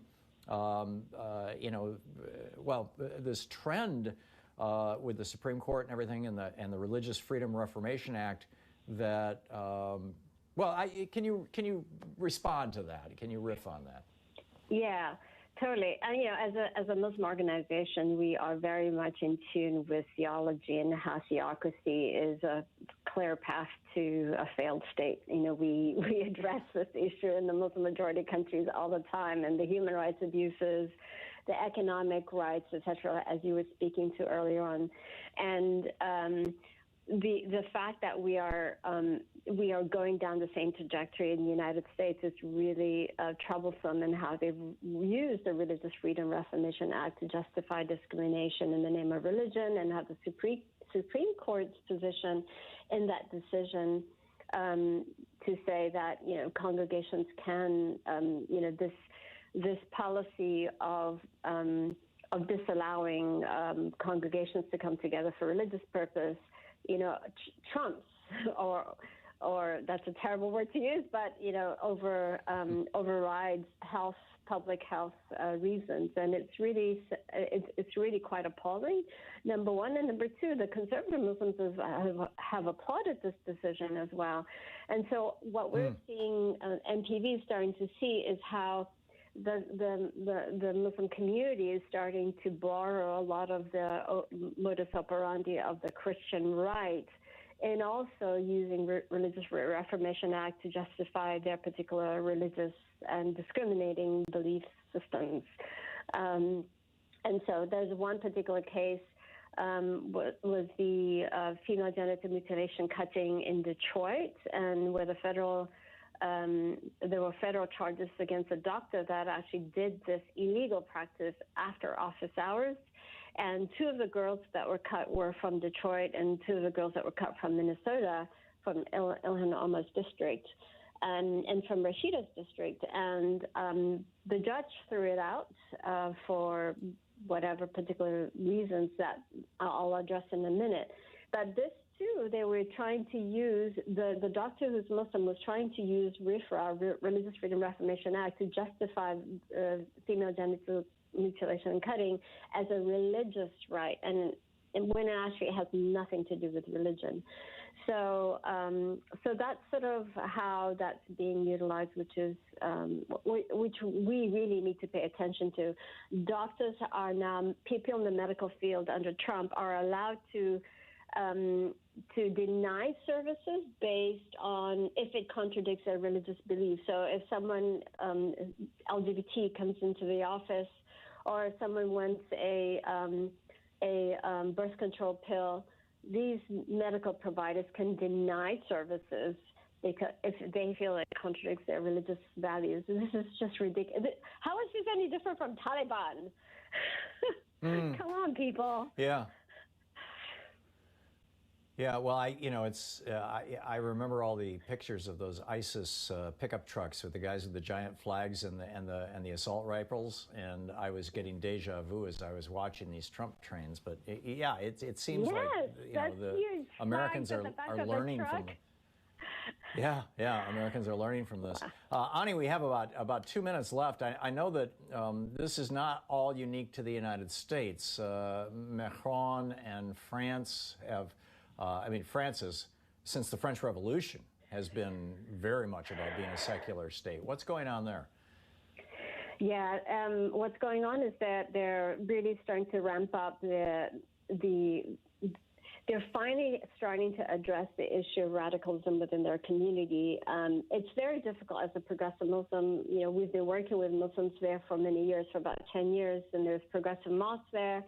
But, you're very much, like here in the United States, trapped between the between the conservative radical Muslim community and the non-Muslim community that really puts on a lot of pressure on reforming, et cetera, et cetera. So the government, Macron's tone is very condescending about Muslims in general or Islam in general, but the fact is, we're trying to reform from within, but it's a very difficult climate. The beheading of the teacher was appalling.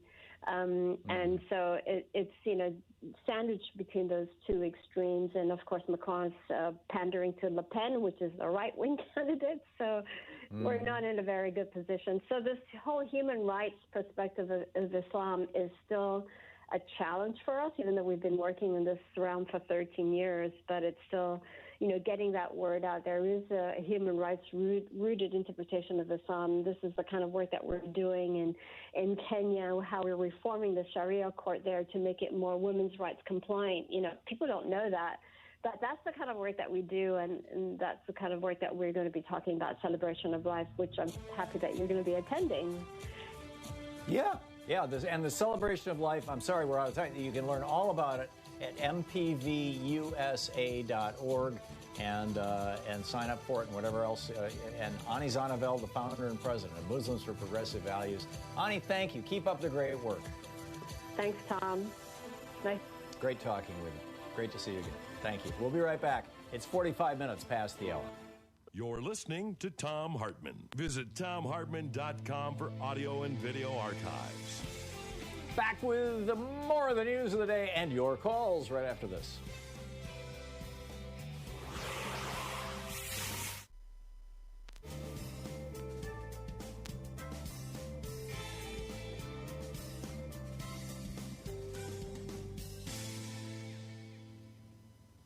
And welcome back. Brian in Anaheim, California. Hey, Brian, what's up? Hey, Tom. All eyes were on Georgia. As you said, last day for Georgians to register to vote for today is today. I've been fighting for a blue Senate since I saw the documentary Before the Flood and found out how many GOP senators are big oil sellouts. So phenomenal work on that, by the way. Excellent film. I'd recommend it to anyone listening. Where can I find Before the Flood? It's on Apple TV. Okay. Mm-hmm. Yeah, you just go there. You can rent it. I bought it as we speak. Yeah. There you go. Okay. So with Georgia, the big question I think we all need to be asking ourselves is what can we do specifically today as players in the Thom Hartmann game of tag to help the effort to turn the Senate blue? So I've got a couple ideas really quick, and then I'd love to know your thoughts. The first thing I'm going to do today is I'm retweeting everything that Greg Palast posts like crazy. He's posting like a post every 3 minutes, a tweet. I follow him on Twitter, Greg_Palast. And I clicked a little bell so I can be notified every time he posts. And so that's something that anybody can do, and both the Twitter account can do. The other thing that I'm doing is, I mentioned before, I do a lot of phone banking and the website, paulwarnock.com. That's Raphael Warnock's website. He's got an auto dialer, so anybody out of state can call from a local number. Now, and technically, he's only calling registered voters, but they're voters in Georgia that can spread the word that may not know that today is the last day to register to vote. But so those are my ideas. I know you mentioned a lot that, you know, social media can be a good way to spread the word. I'm wondering if you have any specifics that you can share in terms of what we can do, especially today. I think just being active on Facebook and with your Facebook friends is probably very important. The problem is that Facebook's principal algorithm sorts us. So, you know, if you have a political preference, expressed it or liked anything that expresses a political preference in the past, even among your own friends, you may not see the right-wingers anymore, or you may see them way, way down the page and never notice them, and they won't see you. So it's hard to speak across the aisle, but in this case, we're largely speaking to ourselves, you know, to our own people, and asking them to get out and vote. And the one thing that I have heard from people, and we've had Georgia callers talk about this, and we heard from people in swing states a lot about this during the election, is that at a certain point, all the phone calls and text messages, I mean, Louise must have gotten 100 text messages asking for money and whatnot, you know, because often when we donate to political campaigns, we use her phone number, and you know, where you've got the fundraising gets a little overwhelming. Oh, geez, I mean, it's just like at a certain point you turn your phone off, and so I'm not sure that you know, calling and texting people is, you know, I think that everybody in Georgia is aware of the election, right? You know, $400 million is being spent there right now on advertising. So I think it's more person to person, trusted person to trusted person, and that's going to be the people you know on Facebook. If you have any friends in Georgia. I used to be a part of a businessman's group in Georgia. We would get together for a dinner every month, and you know, I'm still in touch with these guys, and so I sent an email out to all of them, just, you know, and what I got back was basically, hey, buddy, we already know what the hell's going on here. Please don't spam us. But you know, but keeping the word out there. Brian, I got to run, but thank you. We'll see. We'll be right back.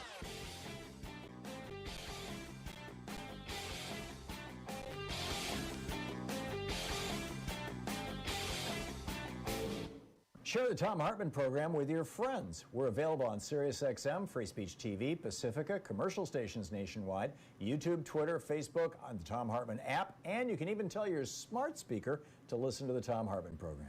So we've a new video over at thomhartmann.com for the folks who support our program. It's about two people you probably never heard of, Isabel Cairo and Jay Sim. They are economists with the Federal Reserve. And they just came out with this extraordinary new paper. It was actually published by the Fed, in which they point out that most of the economic crises and problems that we're experiencing in the United States, going back to the 1980s, the stagnation in wages, the actual drop in wages, the stagnation in household income, as more and more people in households are working, the explosion in the net worth of the top 5% of households, things that are driving, you know, credit bubbles and other, you know, stock bubbles and things like this. A dramatic amount of that was the result of monopoly power, corporate monopoly power, and about half of that could have been eliminated if we simply taxed unearned income. It's amazing. Check it out at thomhartmann.com.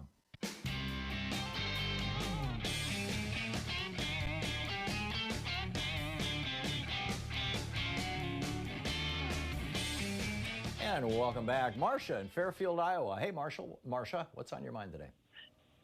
Well, I want to backtrack a little bit to an earlier portion of the show where a gentleman called in and he was talking about genocide and Kushner. And I followed this. I've never seen it linked on television, but I recall when Trump first came into office that Kushner was in big trouble with his 666 building, and he got an unprecedented amount of money from the UAE. So follow that to over the $1 billion. the first country. So then we go to UAE as the first country that Trump visits, and then we go to the. Well, actually, the that was Saudi Arabia, but it was right. It's right next door. Okay, thank you. So then we go to Khashoggi being dismembered in Turkey, and the Turkey government admitted they had information, but they didn't release it. So they didn't bust Kushner's friends. And then suddenly we have our allies, the Kurds, who backed us fighting ISIS. I mean, they were valiant, fighters, and they just get completely slaughtered. It was pure genocide.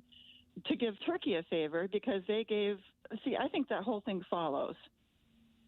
Well, Turkey gives Trump $2 million a year in licensing fees for the Trump Towers in Turkey, and Erdogan, came right out and said that if Trump tried to prevent him from slaughtering the Kurds, he was going to cut off Trump's licensing fees.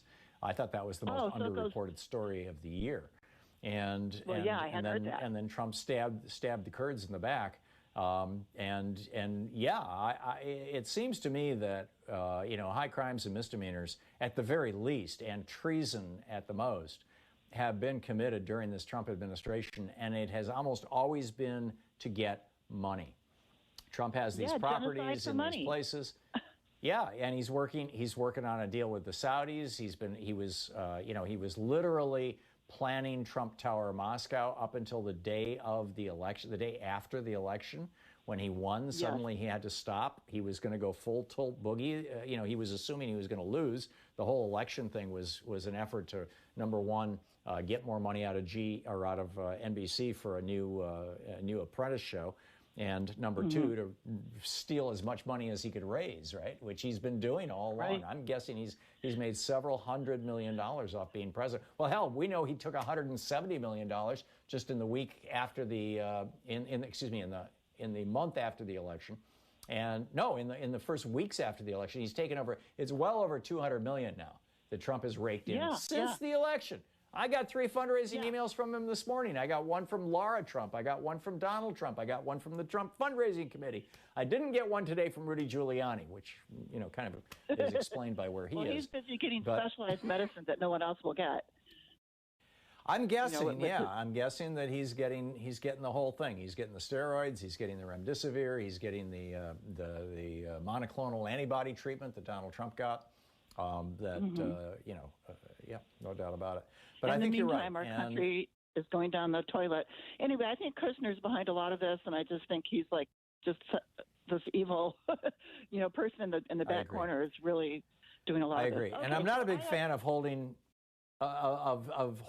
children to account for the sins of their parents, but Jared Kushner's father went to prison for fraud, and he has been a mentor to Jared. He was the one who, when Jared when he got out of prison, he told Jared, you need to, number one, buy a newspaper, so you can have some influence in New York, a New York newspaper. Jared bought the New York Examiner. Number two, you need to buy a high-profile, high-status building. Jared overpaid by maybe as much as 30% for 666 Fifth Avenue, over $1 billion. I think it was 1.4. And number three, you need to marry a very wealthy, high-profile woman. And Jared married Ivanka Trump. He just basically did what his daddy told him to do. His father has been a mentor to him and all this stuff, and apparently continues to consult with him. And I just think we're looking at a family of grifters here, both the Trump family and the Kushner family. Absolutely, and they've left so much damage behind them. But I would like to see, and I never hear Biden talking about this because there's so much he really has to do. I would like to see him somehow honor the Kurds and make some kind of reparations if it's at all possible. So not that I'm against war, but these guys really, men, women, everybody were fighting. Thousands of them have been slaughtered. Yes, and it was not. It's hideous. So that's my comment. Yeah. Thank you so much. Yeah. Well said, Marcia. Thank you very much for the call. Yeah, I appreciate that. And this is something, we look at the obvious stuff, the surface stuff, kids in cages, Trump spouting racist crap, talking about Antifa and Black Lives Matter and everything else. And so much of the grift gets missed. And I think the grift is the entire point of the Trump administration. Donald Trump said when he was running for president, I'll be the first person ever to make money running for president. I'm convinced he did. And then I think he's the first person ever to monetize the presidency in the way that he has. Now, yeah, other presidents, after they leave office, they sell books, they do speaking tours, they get jobs running the Carlyle Group, they monetize the presidency post-presidency. But Trump is the first guy to do it while he's still in the White House. You're listening to Thom Hartmann.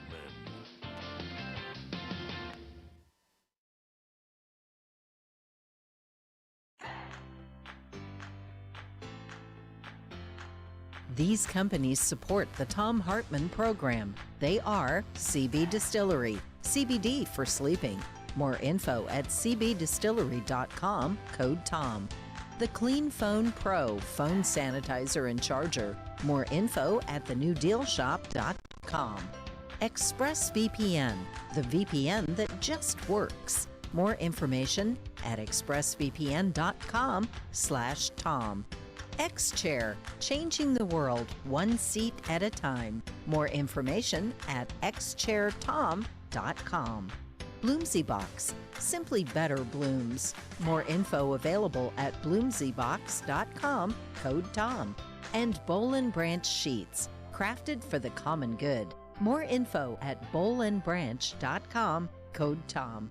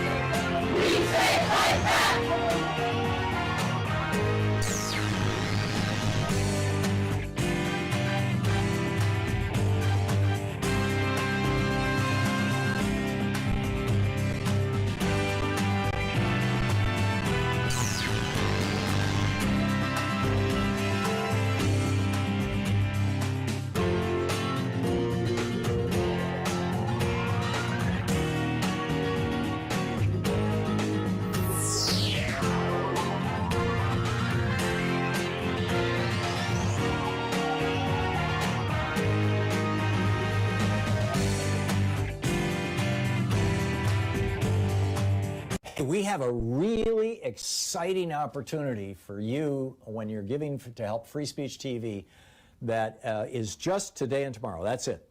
Today and tomorrow, a group of donors, John and Susie in Florida, Rodney in Utah, Eric in New York, Patsy and Gary in Washington, Suzanne in Virginia, Stephanie in Massachusetts, Steve in Virginia, Mac in Colorado, Bob and Carol in Oregon. I'm recognizing some of these names. I've seen some of these folks visiting our what do you call it, meet and greets here in Portland. Janet in Oregon, Cindy in California, Barbara in California, Nancy in Oregon, Bill and Jane in New Jersey, Abby and Mary in California. This group of people got together and came up with a $20,000 match for your donations today and tomorrow. So whatever you give today and tomorrow will be doubled. Your $10 gift becomes $20, your $30 gift becomes $60, your $50 gift becomes $100. You know how that works, right? Doubling. And so what a great time to be calling 877-378-8669 and making a contribution. Double your impact. I just had the old Doublemint song going through my head.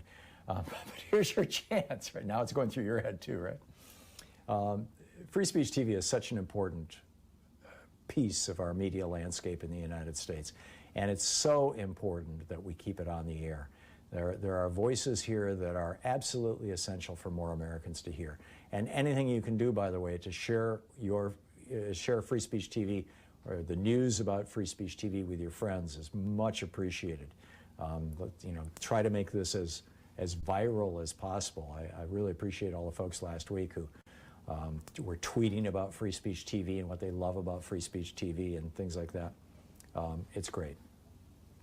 But the bottom line is, in my opinion, progressive values, progressive policies are the things that will not only sustain this country, but will save this country. I don't think that, the business as usual works anymore. I frankly haven't thought that it was working since the 80s or 90s, but it's clearly not working now. We need to make education a right and eliminate student debt in the United States. If we can give $1.5 trillion to billionaires as a tax cut in just 1 year in 2017, we can take $1.5 trillion. We can take $1.5 trillion and wipe out all the student debt in the United States, because that's how much is out there. It's $1.5 trillion, which is the exact same amount as Donald Trump's tax breaks for billionaires. Why don't we do that? Well, it's because not enough people are hearing a progressive message. Every other developed country in the world has a national health care program, and they're using them for contact tracing, because everybody's enrolled and testing and contact tracing to beat back the virus. Why aren't we doing that? We need more progressive voices. Every developed country in the world considers education to be a right, considers healthcare to be a right. Most of them consider housing to be a right. Every other developed country in the world considers decent pay and the ability to join a union and participate in the workplace as rights. And yet here in America, no, those are just privileges. Why? Because we don't have enough progressive voices in the media. And here we are, right here. If you want to see these kind of policies happen, contact or contribute right now to Free Speech TV, 877-378-8669. There's a bunch of goodies. With a $20 gift, you have your choice between the Thom Hartmann University bumper sticker or the Free Speech TV Fight for Democracy sticker. With a $50 gift, there's the Free Speech TV webcam cover or the Change Never Happens from the Top Down tote bag. With the $75 gift, you have your choice of the Free Speech TV black hat or the Thom Hartmann Program mug, only available to Free Speech TV donors. We don't sell them. We don't offer them. It's just here on Free Speech TV to $100 donors. To $75 donors. And those too may someday be a collector's item. Who knows? I don't think I'm as famous as the quarantine, but which brings us to the quarantine mug. With a $100 gift, you have your choice between 2 Free Speech TV face masks or the 2020 quarantine tumbler. I survived 2020. That is going to be a collector's item. With a $120 gift, you have a choice of one of 4 things. You can either get the Ask Me About Free Speech TV t-shirt, which is great for free speech evangelism, the Free Speech TV social distancing kit, my book, your choice, The Hidden History of Monopolies, or The Hidden History of American Oligarchy, which is the brand new book, autographed by the author. With a $240 gift, there's the meet and greet, the virtual meet and greet. We've got one coming up January 13th and one February 17th, or the Free Speech TV hoodie, or the Reclaiming Our Democracy book set, which is Oligarchy and Monopoly. With a $360 gift, there's the Thom Hartmann University winter box. Both my 2 most recent books, Oligarchy and Monopolies, a set of 2 face masks, and the Quarantine 2020 is sure to be a collector's item tumbler. And with $1,000, get in line to come visit us in Portland. So those are the premiums. But the bottom line is we need Free Speech TV, and we need to wake up as many people as possible to Free Speech TV, and please make a sustaining gift. Call now, 877-378-8669.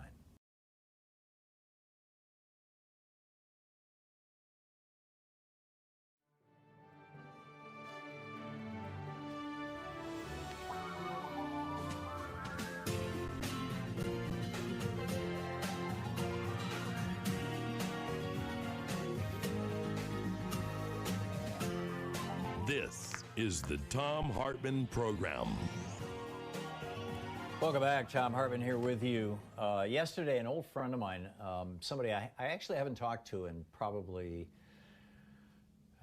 I don't know, 6, 8, 10 years, quite a while, but I've known for at least 40 years, called me up and started going through this. You know, he wanted to just lay out for me the reason why Donald Trump was going to continue as president for another 4 years, why this was so important, because it would ensure the survival of our republic, that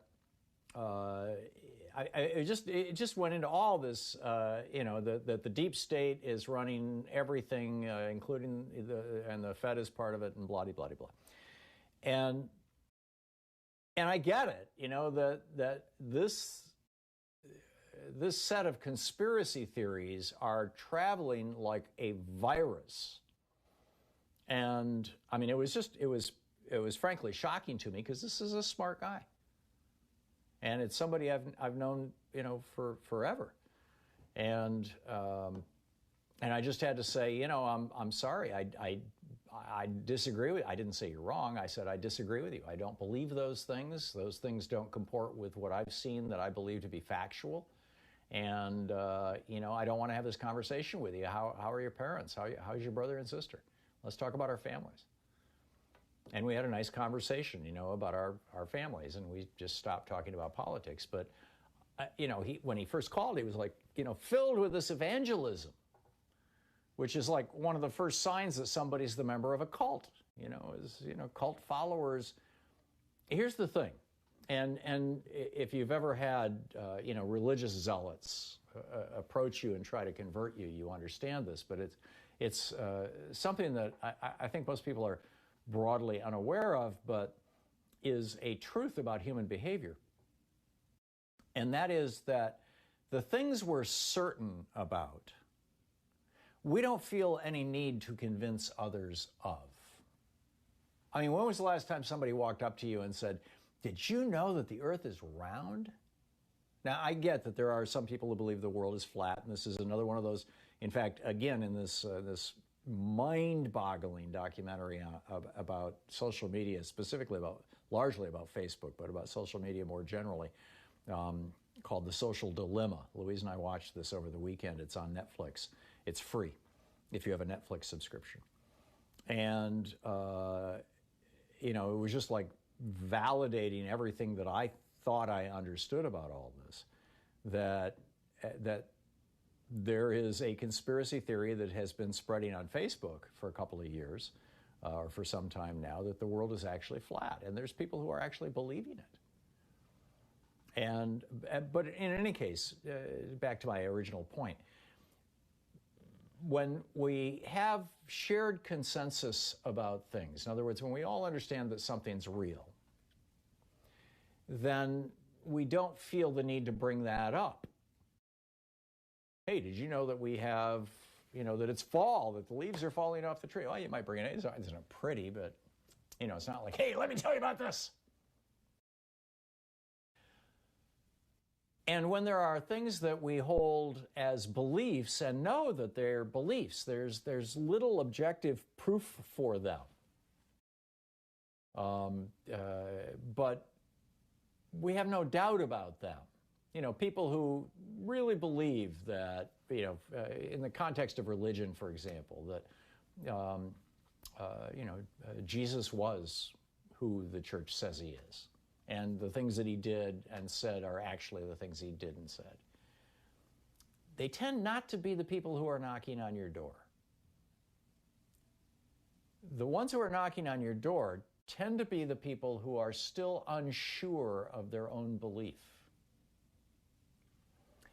And the process goes something like this. If I am exposed to a new belief and I decide to adopt it, and I say, okay, this is my new belief system. I believe that, fill in the blank, right? The deep state is running the world, or whatever it may be. There's still a part of me that's not sure, because I know that there's so much objective evidence that it's not true, and I also know that the vast majority of people don't agree with me. They don't also believe this. And so what I would do, or what the average person would do, is two things. Number one, you look for data that conforms with your belief. In other words, you're looking for reinforcement of your belief system. And some people will build very, very resilient bubbles around themselves in their social media, in their friends and family. Everything. They build these really resilient bubbles around themselves to prevent arguments that counter those arguments from coming into their world or from having to deal with them. And one of the downsides of social media is that it amplifies this. It actually does it for us.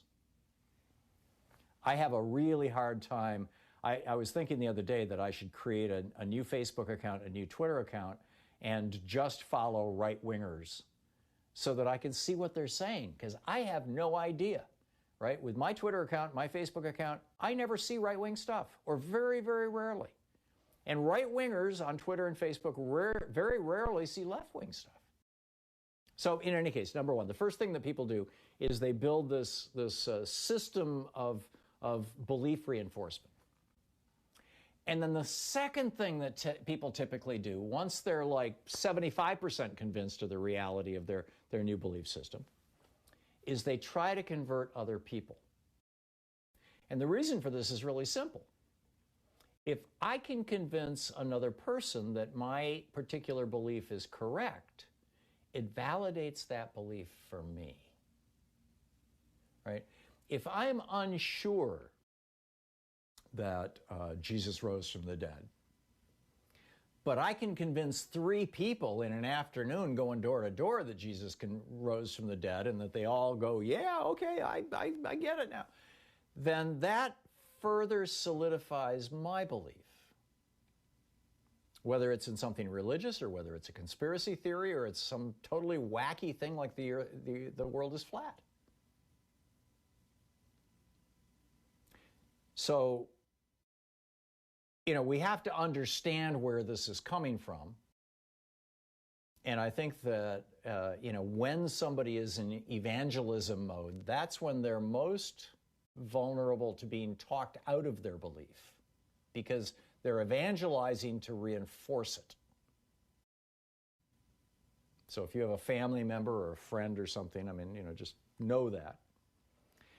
But then you look at the content of some of these belief systems.